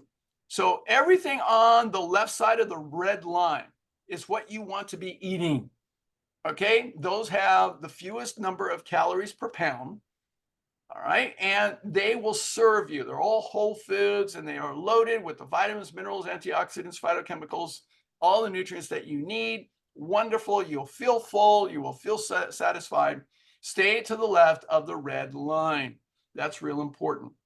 Two books for you. If you're a nerd like me, Suzanne, then get this book from my colleague, Dr. Michael Greger, How Not to Diet. It is loaded with very nerdy research, okay? Really, really nerdy. Now, if you're not a nerd, but you want to get the essence from an elegant, wonderful teacher and some great recipes, then go to the book on the right. That is The Power of Foods Diet, just released. Outstanding, excellent, excellent book. Now, I want to say one more thing about diet, and that is a problem that I see with many, many people, and that is eating late. Eating late is a problem for a lot of people. You get hungry and you want to eat, and you don't want to go to bed hungry. You do not want to go to bed hungry, but you need to understand that there's an impact to eating too late. So one of the things that we see, a late meal before bed, it will affect your sleep. You'll lose about 26 minutes of sleep. You'll lose about 3% of rapid eye movement sleep, or REM sleep, which is where you actually process a lot of your emotional processing. And then you'll lose about 10% in terms of recovery. So you get more tired. So foods to avoid before bedtime, because sleep is also a big part of weight loss. Being able to do it well, you need to sleep well. So caffeine, absolutely, we talked about it. Heavy meals, especially with the meat, dairy, and eggs. Acidic and spicy foods could potentially keep you more awake and have a disruption in your sleep. Sugar and refined carbohydrates, absolutely you want to avoid. Alcohol could even potentially lead to what we call night tremors, or there's all kinds of things. And then you don't want to go to bed hungry, so you want to time it so that you have enough food in your system so you can be in the parasympathetic state when you go to bed. So if you have to eat, you want to eat early enough before bedtime, but you want to eat the right foods. Complex carbohydrates release serotonin to calm you before bed. So vegetables. Now, not just any bread. I recommend flourless, whole grain, sprouted grain bread. Okay, and then some fruits like blueberries, even a banana. Okay, and then protein-rich foods could include a nut butter, but use it sparingly, okay, because it's high in fat. And then what's interesting is that 2 to 3 pistachios actually have more bioavailable melatonin to help you go to sleep. Now, I use these when I travel all the time to help me re-regulate my central nervous system so that I get to bed and improve my circadian rhythm. Okay, now that's food. It's a big part. Exercise is also important. Me on the left. What fits your busy schedule better? Exercising 1 hour a day or being dead for 24 hours a day? What's it going to be, boo-boo? Okay. So Exercise is not about burning calories. It's not. It's not. The true purpose of cardiovascular exercise is to build more mitochondria, bigger mitochondria, so that you actually increase your metabolism. Who wants a faster metabolism? Yes, absolutely. So you need to build the mitochondria. You can actually induce this change. It's incredible. I get so excited about it because it's how we can actually transform our cellular physiology. It's no different than actually transforming a four-cylinder Honda into a 12-cylinder Lamborghini. Wow. Okay, which means that your big 12-cylinder engine is going to use more fuel all day, all night long. That means you're tapping into fat. So the other thing that happens when you're not active, if you have more mitochondria, you're going to tap into more fat all night long while you sleep. Remember that. So we know, we have the research that when you are engaged in cardiovascular exercise, you can build more mitochondria and bigger mitochondria and produce more energy, more vitality. So what gives people power, my friends, is not money, is not status. It's mitochondria. That's what gives you power. All right. So I'm going to talk about that. There's so much to exercise, but today I'm just going to focus on one aspect, the foundation, and that is aerobic exercise. This is what you must master. You must master this. Now, before you try to do wind sprints or anything else crazy, don't go there. Mastery of this level is most important. Begin slowly from where you are. All right, wherever you are, that's where you begin. You're not going to immediately start off and run a 10K. Don't even think about it. All right, just start off wherever you are. And you're going to work gradually towards it, a little bit at a time. Your most important thing that you're going to focus on first is consistency. Consistency. All right, I want to emphasize this is so much. I can't tell you how many clients I've had them start off by doing 5 minutes of exercise every single day, 6 days a week. Start off with 5 minutes, 6 days a week. If that's all you can do is 5 minutes, that's what you do. You walk for 5 minutes, but you do it every single day, 6 days a week, 5 minutes, 6 days a week. Focus on consistency. To change your physiology, you need 5 to 6 days a week to change your physiology. It's no mystery. 3 to 4 days a week will just maintain where you're at. So keep that in mind. Now, your goal, and I want to emphasize this, it's a goal. Your goal is get to a level of intensity that is vigorous, where you are barely breathing comfortably. You can breathe comfortably, but barely. And your talking begins to get a little choppy, like you would rather not talk. Okay? That's vigorous. And you can sustain that for a long enough period of time. So that's what you want to be able to do. Now, your primary measurement is the exertion of your breathing. In the American College of Sports Medicine, we talk about your perceived level of exertion. So that means you can breathe comfortably, but barely. If you're getting short of breath, like the lady on the bottom, that means you're working too fast. You're working too hard. Back it up. You should be able to walk and have a smile on your face. Okay, so that's what you want to be able to do. So enjoy your exercise. That's what you want to be able to do. Now, the research shows that you only need to do this. And I tested this. I did this myself. I knew the research. And so what I did is I did 20 minutes a day, 6 days a week for an entire year. That's how I did it. That's how I lost over 55 pounds of fat. Okay, so you just need that. And that's not including the warm up or the cool down. So 20 minutes is enough to trigger the cellular changes. That's what you need. Now, you can do any form of exercise that you enjoy. Most important, you enjoy it. Most important, all kinds of exercises. Now, if you take up swimming, make sure you know how to swim. Okay, real important.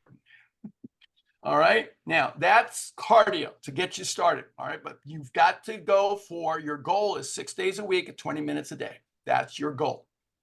Now let's talk about strength. Okay. So cardiovascular exercise stimulates the production of energy. Strength will stimulate the demand for energy. So there's a rule in your muscles. When it comes to your muscles, if you don't use it, you lose it. All right. So you've got to absolutely work your body and work your muscles. You've got to challenge them. You've got to do it. It improves so much of your body and it builds a leaner, more sculpted body, but it's going to take time. Strength training should be focused, not bodybuilding. Okay. Strength training is what you're after. And these are total body type of workouts, and you want to engage as many muscles as possible whenever you're doing any exercise. So when you do a bicep curl, do it while you're in a quarter squat position. So you're engaging your core. All right. Whatever you do, engage more muscles. You don't need to work to failure. That's the bodybuilders. If you get a trainer that's a bodybuilder, that's a mistake. Okay. Don't go there. All right. You may experience some soreness initially, but you can perform these exercises every day. I do calisthenics almost every single day. So I just do a little bit and I just do a moderate amount. That's it. And you just need to keep your healthy, balanced diet.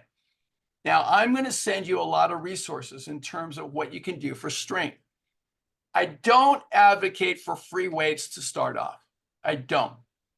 I recommend that you use body weight exercises and calisthenics first. And then when you start using equipment, I recommend using bands with handles. These are wonderful. So you can go to these. Another form of exercise that's wonderful is body weight and includes flexibility is yoga. Yoga is wonderful. All right. So you can learn to control your body position and core. You'll build it up. All right. So that's the third prong of the four-pronged approach. Last prong is probably the most important. I saved the best for last.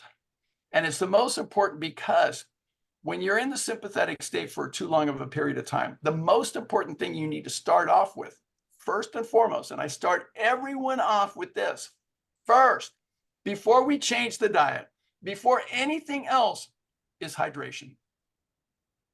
It's hydration. This is number one in my book. We've got to influence the change in the brain. So most of your body is made out of water. You should be drinking anywhere from 3/4 to a full gallon of water a day. That's where you should be. Now, you should be going to the bathroom about every hour and a half to 2 hours. That's a good rate of urination. If you're going every 30 minutes, you can back off a little bit, okay? But you want to have frequent urination. Now, the research shows, surprisingly, that a mere 40 ounces, that's 5 8-ounce glasses of water a day, reduce the risk of heart attack and stroke by 50%. This should be on CNN every day, as far as I'm concerned, because no drug comes close. And heart attacks and stroke account for almost half the deaths in this country. Jeez. That should be public health number one. This should be the initiative in Congress. They should pass this in Congress.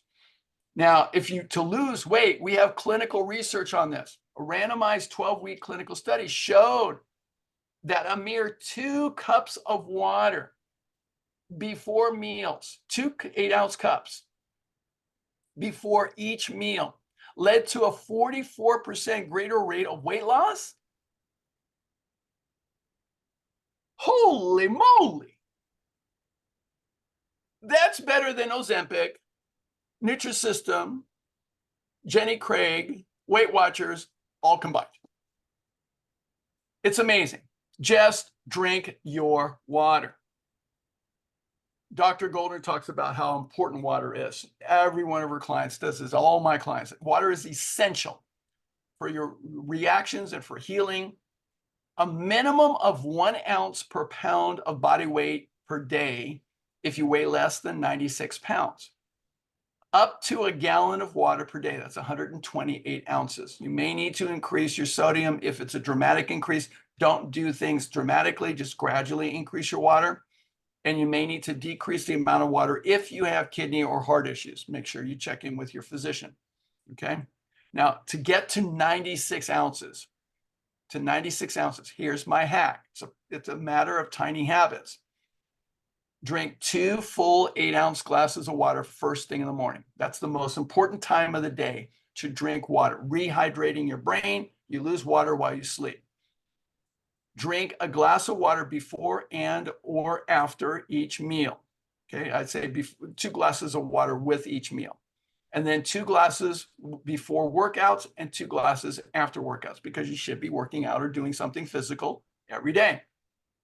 Also keep in mind that if you don't like the taste of water, you can actually make your water taste really good by eating your water and putting it in, infusing your water with all of these wonderful foods. It's great. Wonderful thing that you can do. Now, it's not only the water that you drink coming in, but it's also the quality of the urine that comes out. So it should be pale yellow to clear. So you want to be mindful of that. So check your pee. To help you get started on this whole approach, a book to help you on this whole approach is called Shred It by Robert Cheek. Excellent, excellent book. Outstanding. Okay, so it incorporates everything, a step-by-step guide to burning fat and building muscle on a whole food, plant-based diet. So everything that I've talked about today is included. So I've been talking about this stuff for years, and then he wrote this book, and I said, nice. Now, effective fat loss. By the way, you should let go of the scale. Shoot. Do not use the scale. The scale does not tell you a whole lot of things. It only tells you a number. So I want you to get straight about this. The number before you on the scale will vary each day, and it will vary multiple times during the day. Try hard not to go crazy, all right? Don't do that. I've had so many clients that did go crazy every day. So this scale will not tell you what a great person you are. It won't. It won't tell you how much your friends and family love you. It won't tell you anything about that. It won't tell you your body composition either. And it won't tell you that you can make a stranger melt with your smile. And it won't tell you that you have the power to choose happiness. It won't tell you any of those things. So don't make your day around the scale. Don't do it. Now, if you are focused on effective fat loss, there are several stages of it. There's 4 phases that usually we go through, usually. And it's different for every single person. And the duration can vary for every single person. The key is consistency and patience. Now, I measured the body composition of my athletes every month. Why? Because I wanted them to gain muscle and lose excess body fat and be in optimal condition for performance. So I did this. So I have a lot of experience. I've measured hundreds of people, hundreds of times. Now, this is one of my swimmers. And she came into my program. Now, she was out of shape and 5'9", 145 pounds. And she had 105 pounds of lean muscle and 40 pounds of fat. Now, what I want my swimmers to do is to start to gain muscle. And that's what happened nearly right off the bat. She gained 2 pounds of muscle within the first month. Is that a good thing or a bad thing? It's a good thing. But the mechanism to burning excess body fat hadn't really kicked in yet. So what happened on the scale? It went up 2 pounds to 147. Now, most people, what they do is they say, oh, I'm going to start Coach Rubin's program. And then a month later, they say, oh my God, it went up 2 pounds. This isn't working. This sucks. I quit. Don't quit. The next month, she gained another 2 pounds of muscle. And she lost 2 pounds of fat. So the net change on the scale was 0. It was still up 2 pounds from before, 147 pounds. God, I look better. I feel better. But this sucks. It's up 2 pounds. I quit. Don't quit. The next month, she gained 1 more pound of lean muscle, a total of 5 pounds of lean muscle. That's extraordinary. And then she lost 2 pounds, another 2 pounds of fat. Net change on the scale was a mere 1 pound less. After 3 months, she was 5 pounds stronger and she was 4 pounds lighter in terms of fat. The scale is still 1 pound heavier than when I started. This sucks. I quit. Don't quit. Then she leveled off at 110 pounds of muscle because you don't gain muscle forever. Thank God. But then she lost another 3 pounds of fat and another 3 pounds after that. Then she leveled off. She leveled off at 140 pounds total weight, but that doesn't tell you the body composition. She gained 5 pounds of muscle and lost 10 pounds of fat. 5 pounds of fat is a big chunk that takes up this much room. It's huge. 2 of those were gone. Gosh, 10 pounds of fat is 2,000 miles of blood vessels that got resorbed. That's extraordinary. So you need to measure the right things. The scale cannot tell you this. So you have to have at least these four measurements: total weight, percent body fat, fat mass, and lean mass. You need to know that. These days, you can get an excellent scale that works even better. So I help people to do this all the time. So this is the scale I use when I travel all the time. But if you have the availability of a DEXA scan, go for it. That's the standard now, is the DEXA scan. The dunk tank used to be the standard for a long time. Skin calipers are pretty wishy-washy, but bioelectric impedance is excellent. If you use it repeatedly on a regular time frame, about once a week usually is good. So it gives you your weight, your BMI, your percent fat, your percent muscle, your visceral fat, your resting metabolism, and your physical age. I've used this, and this is me 4.5 years ago. Okay, just so you know, before COVID, I was doing really, really well. So this is me. And so 19% body fat, 36% muscle, 6 rating on the visceral fat, and physical age of 30. Okay, not too shabby. But life gets hard sometimes, and COVID was hard, and traveling this last year was hard. So I'm working on releasing a few extra pounds of body fat that happened. And I'll get back to this. I will. I'm in process. So here's a chart to help you understand where you're at: athletic, healthy, elevated risk, or significant risk of chronic disease. So this is a helpful kind of a graph, but here's the deal. The right percentage body fat for you is not on a chart. It's not on a chart. It's just to give you an estimate. The right percentage body fat for you, you determine in the mirror. You'll know.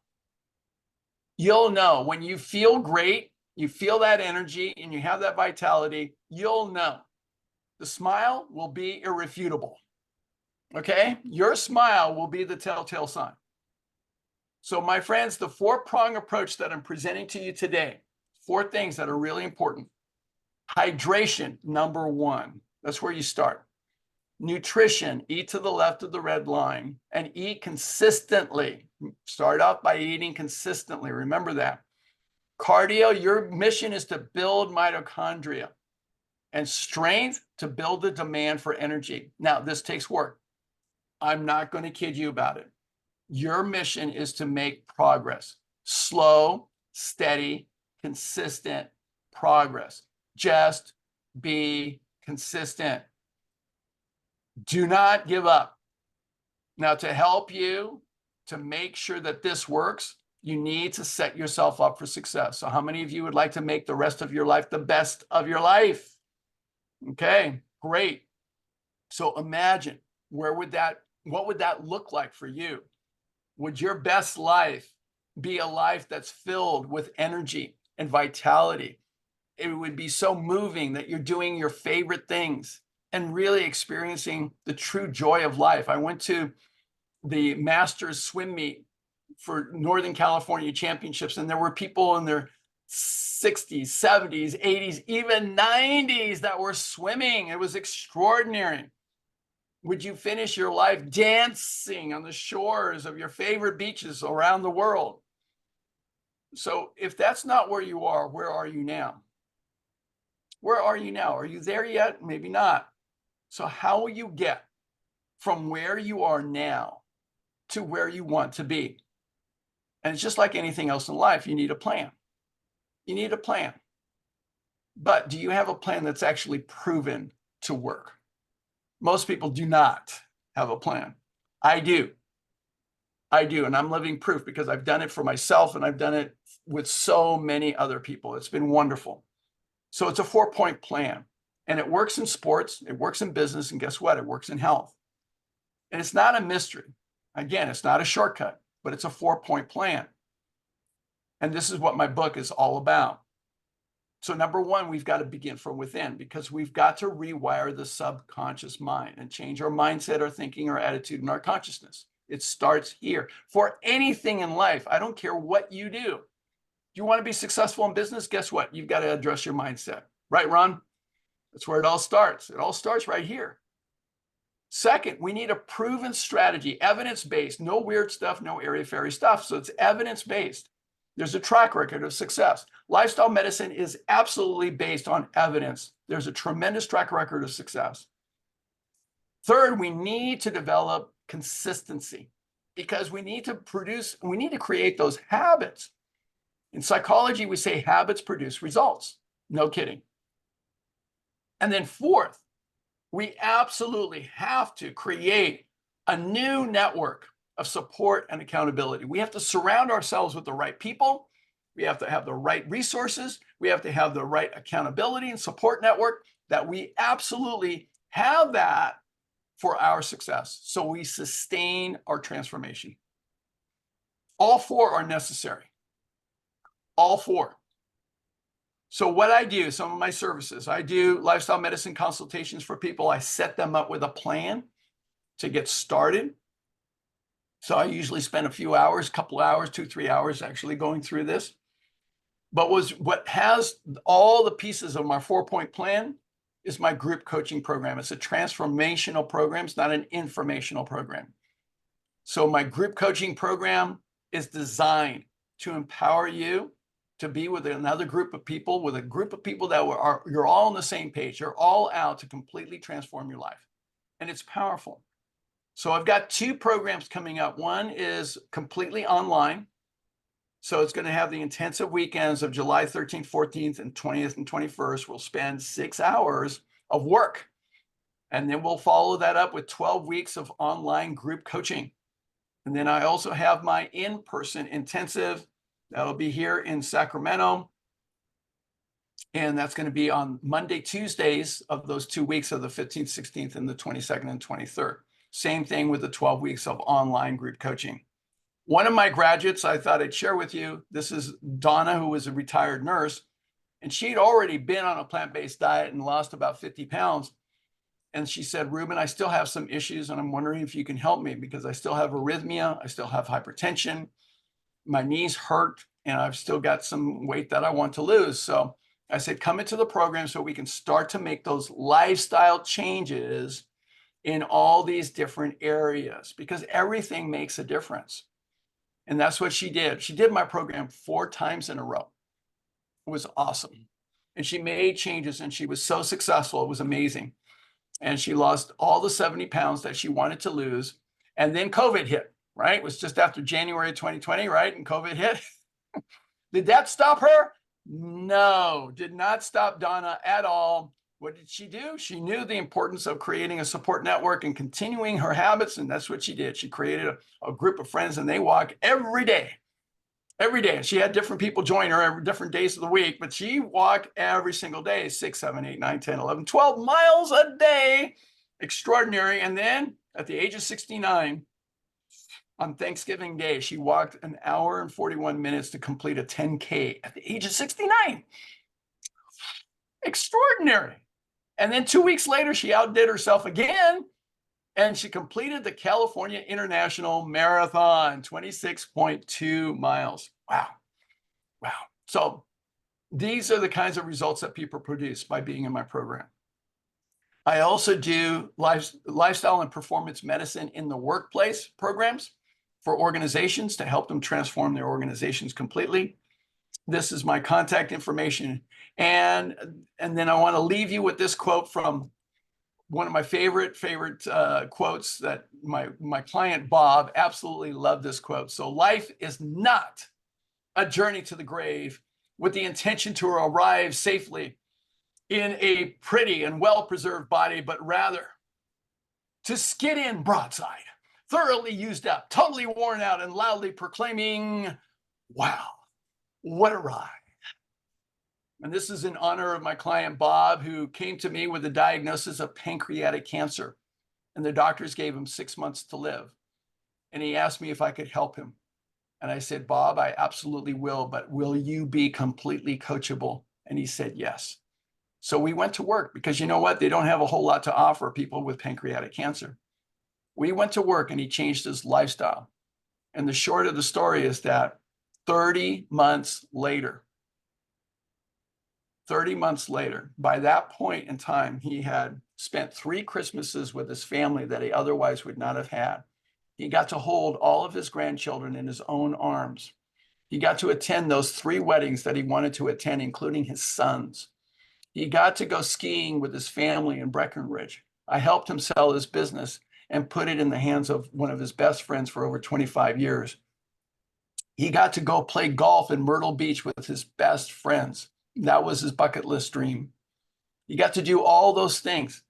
And he died at home, surrounded by his family. And his wife told me it was a beautiful birth into eternity. So nobody lives forever.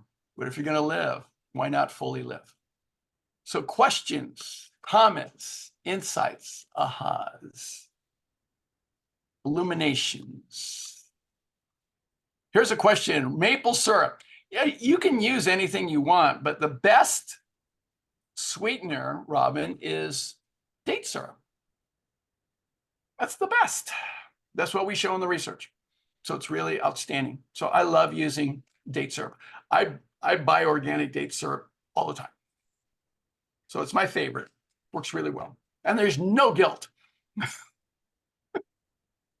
Other questions? You can unmute yourself if you want to do that. Unmute yourself. Yes, I have a question about, so like my husband, he was diabetic, and then he's done really well. I mean, he went from his AC1 went from 7.9 to 5.9, and then his glucose went from 176 down to 86. But a lot of what he's doing is intermittent fasting, like for a long period of time. And I'm just wondering, how healthy is intermittent fasting? Because when you were talking, like when you were saying, like I could never do it for that. I mean, like he only eats like breakfast, lunch, and then hardly anything else after that the rest of the day or anything. And like when you're talking about eating like every 3 hours, because that's what, I've heard that before too, and how important that is in that. But I mean, what's your thoughts on intermittent fasting? So if we think about how the body is designed in terms of the central nervous system, and especially when you think about babies, all right. So do you have any children, Robin? Yes, I have 3 kids. Yes. I have 3 kids. All right, great. Did you nurse? No, I was not able to. Okay, got it. So what would happen if a baby is put on intermittent fasting? Well, they would kind of like be starving themselves in a way, right? Yeah, right, exactly. You would Cry. not stop crying, right? Right. Right. And you know that cry, that when a baby's hungry, you know that cry. Mm-hmm. Is not a good cry. So we're all little children in adult bodies. We all are. Most of us don't realize that, but we are. Now, the research is very clear that when you go into intermittent fasting, yes, you will lose weight. Guarantee. There are dozens of ways to lose weight. Trust me. Like I said, I could take you out to Death Valley and leave you there for a couple of weeks. You will lose weight. Absolutely. In fact, you will. In fact, I could take your husband out there and put him on the same plan, and his diabetes will be gone in 2 weeks. It will absolutely be gone, but it's not sustainable. Right. That's my concern. Healthy. It's not healthy. So what happens when we do intermittent fasting, we put the body in a sympathetic state repeatedly. Yes, you will lose weight. And yes, the diabetes will go away. You'll control your blood sugar. You will be able to do that. However, that is not putting you in a state where you're actually going to improve your longevity. It's actually going to decrease your longevity. Mhm. So that's what we have to look at. Because you're putting your body, the more you put your body in the sympathetic state, the shorter your lifespan.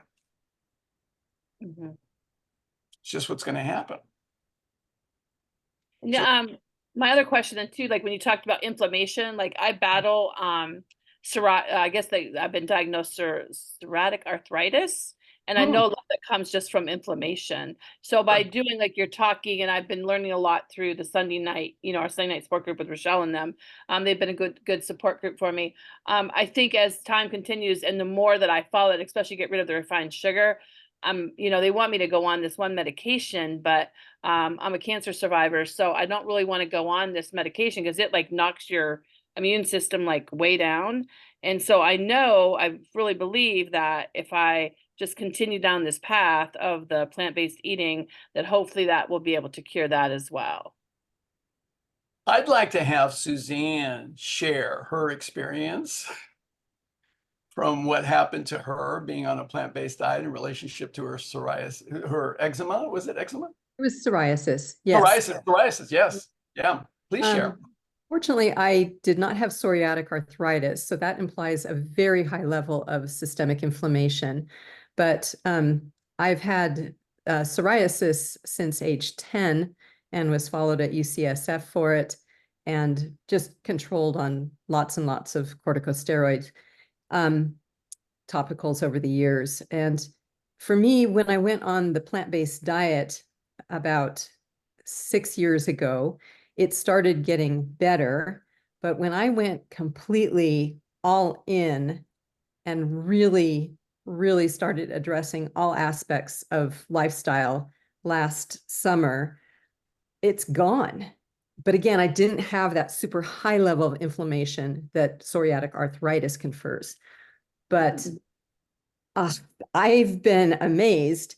And I think incorporating some of the things that actually Ruben will be talking about next Tuesday night about autoimmunity could be very useful. So it could be an adjunct. It might work completely. It might not. If it doesn't work completely, maybe you wouldn't need as high a dose or as frequent injections. But wow, I mean, I would highly recommend going all in on absolutely everything, and also looking at Dr. Greger's recommendations for all the little things to be adding that are antioxidants and all these other little things that help, the cumin every day, having a mixture that's a spice mixture where you're drinking it down. I mean, I've seen my patients too. I've seen some patients before I semi-retired that I was following with autoimmune disorders and inflammation also dramatically improve. So just with infusing their life with much more spice and really, paying attention to this type of diet of where you really get a lot more omega-3s, you flip the omega-3/6 ratio, no added oil, but many people who have inflammatory conditions do need to supplement some algal DHA and EPA to help flip these ratios. But again, he'll talk about that next Tuesday. But I really, really hope that that could work for you. Well, thank you for sharing all that. I appreciate it. You are most welcome. And Robin, since you're all the way out in Virginia, then you can go to my YouTube channel and you can check the webinar that's recorded on my YouTube channel. I'm going to send you the link in the follow-up email to my YouTube channel. And there's a recorded webinar on freedom from autoimmune disorders. And so check that out. And there's a lot of information there. Okay. And are you doing something next Tuesday as well? But I'm doing it in person in Sacramento. So in person. Okay. So you're going to, it's a bit of a long walk for you. Okay. Yeah. Okay. Gotcha. All right. Thank you for everything. Sure. You're welcome. Who else? Questions? Anything? Anyone? Anybody? Come on. You got me here. You got Suzanne here.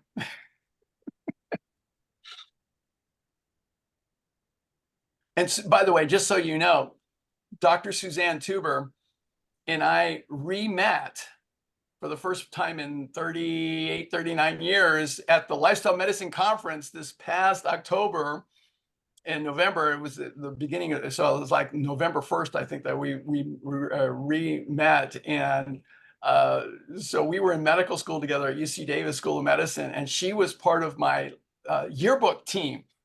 So she was one of the co-editors of the medical school yearbook, UC Davis School of Medicine. So we had a lot of fun together. I just wanted to thank you. I thought I would have heard everything already.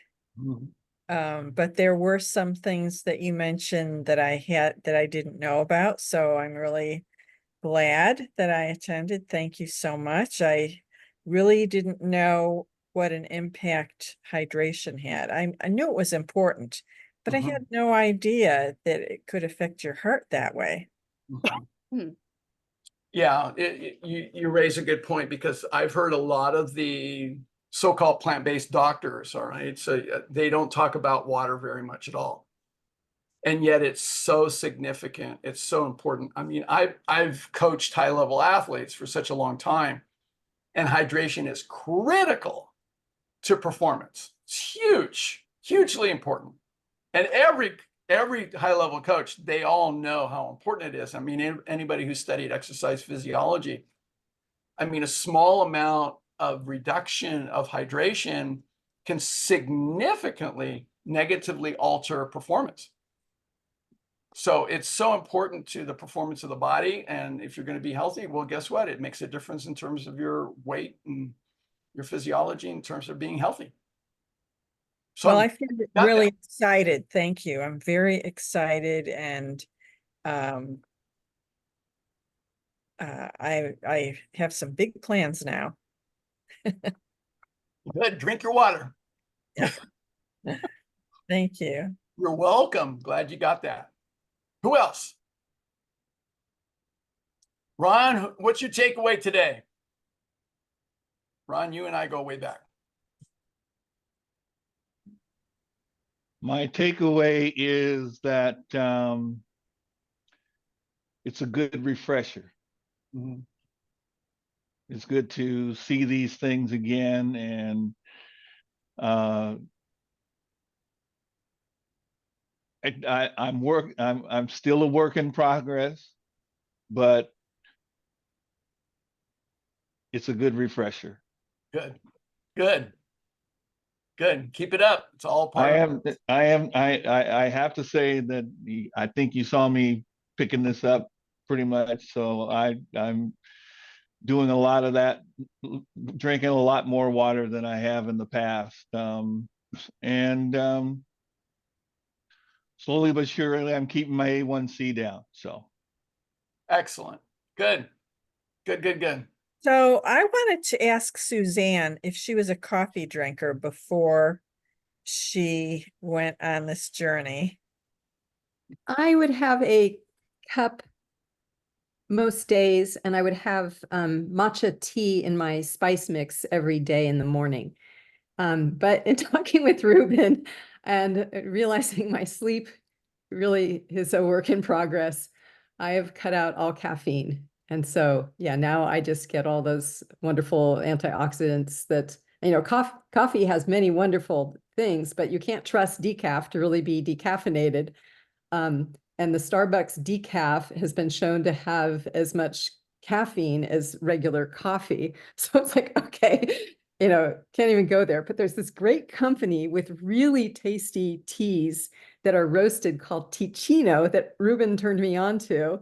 It sounds like you've heard of them. They are so Robert, good. my husband Robert drinks it all the time. Yeah, so caramel nut, hazelnut. Yeah. They're fantastic. So I actually am staying away from caffeine completely and drinking lots and lots of other herbal teas. So I know that, epidemiologic studies show, the coffee and green tea are so good for us, but we can get a lot of those wonderful compounds from lots of other plants. They're not the sole sources of the good antioxidants. Okay, that'll be my biggest challenge. I only drink 1 cup in the morning, but Mhm. Oh, I just love it. Well, at least you know about Ticino. Yes. Okay. Many people, Marcia, many people have noticed that when they switch over to drinking 2 glasses of water first thing in the morning, that they don't crave the coffee nearly as much. So that's one aspect. It may happen for you, I'm not sure. So you may want to try the two. I drink 2 12-ounce glasses of water first thing in the morning, and then I drink another 12 ounces shortly thereafter. Well, I gulp down 8 ounces because I tell myself I can't have coffee until I do. So it's my reward for drinking my first glass of water in the morning. Okay, try the 2 glasses. Try to go to Okay. 16 ounces. See how that feels, and then try the Ticino. Okay, will do. A lot of people actually they don't really need the caffeine. They like the soothing warm beverage.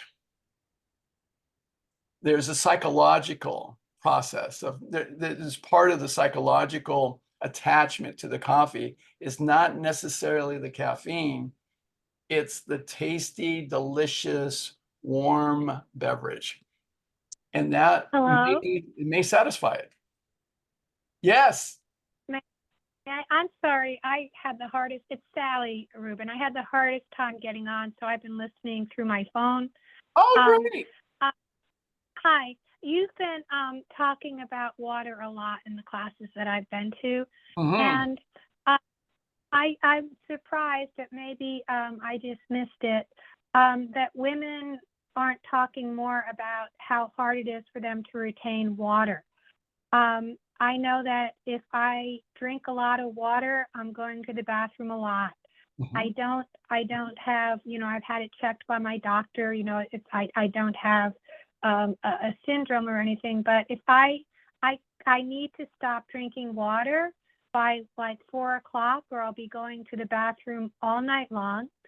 When you were talking about sleep and, how, you're supposed to get, a certain number of hours without interruption. I think the most I could get would be 2.5 hours to 3 without needing to go to the bathroom, even when I, stop drinking around 4 o'clock. The other thing, getting up in the morning and drinking water, I like to hike in the morning. If I drink water in the morning, I have to go to the bathroom during a hike. So I'm kind of flummoxed by the notion of drinking water at night and drinking water first thing in the morning.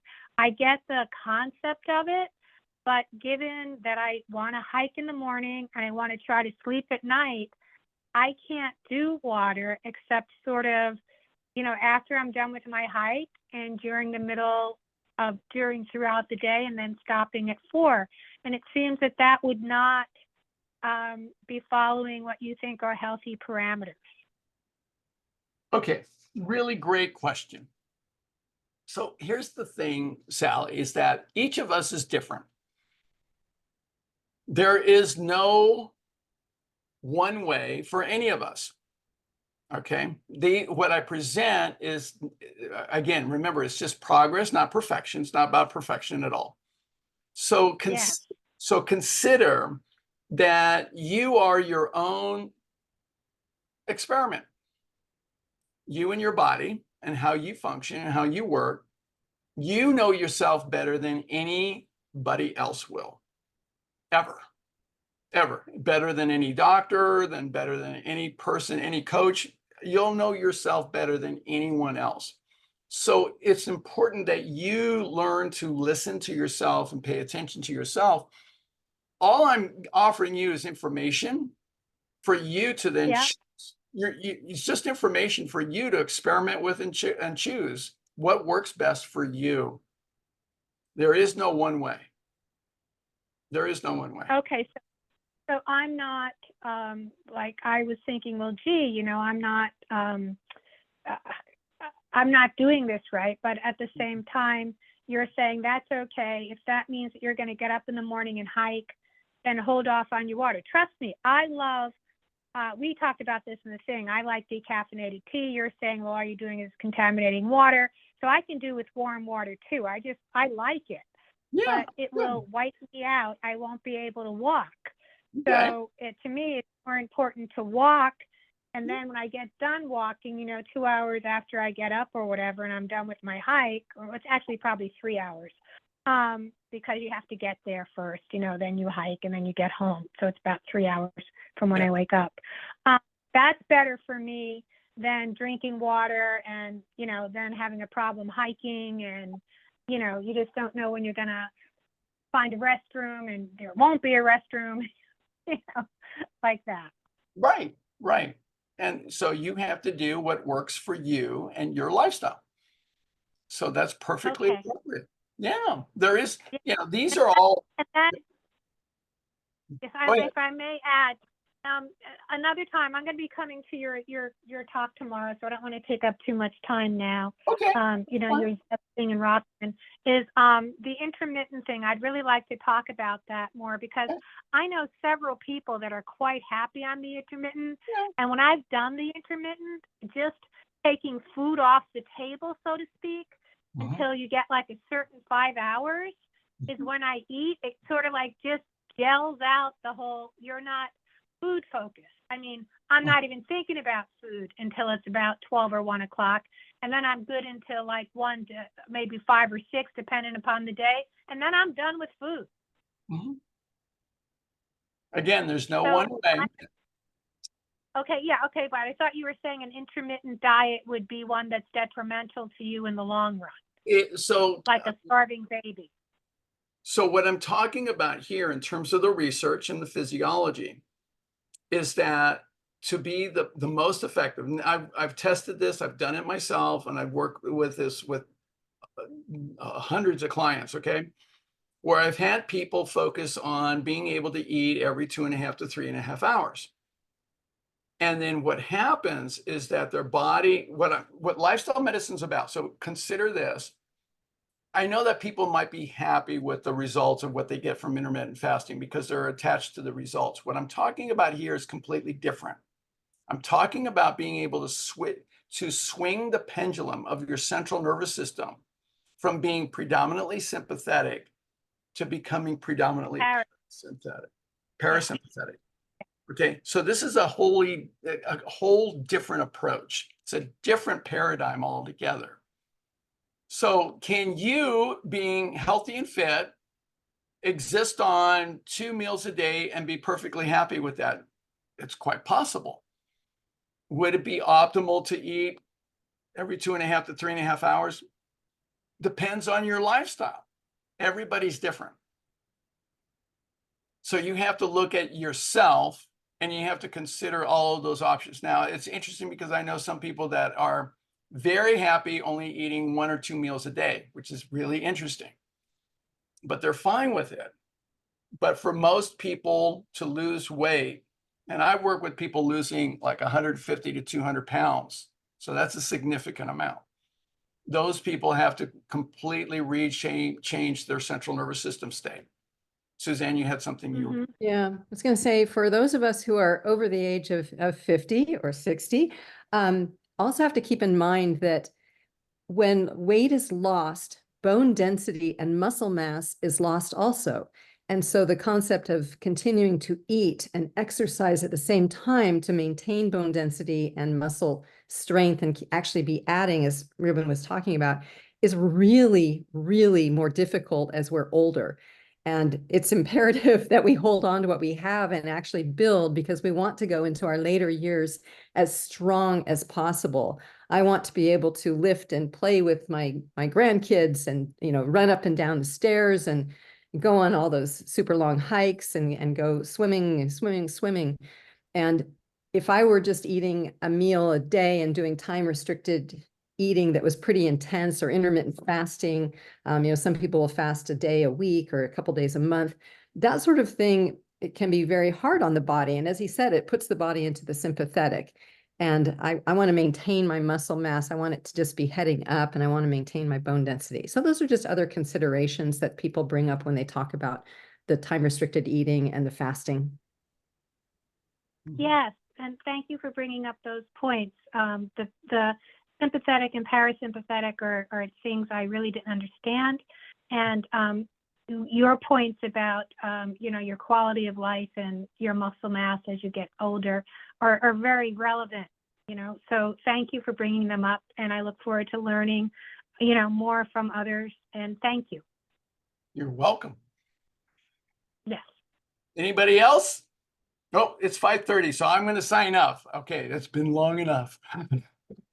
Thank you. Thank you all for being here. I'll be at Zest Yeah. Kitchen tomorrow morning, and then I'll be at Vegan Fresh to You on Tuesday evening. So thank you so much for being here, and I will send a follow-up email very soon. Okay. Thank you. Thank you. Thank Bye. Thank you. Thank you.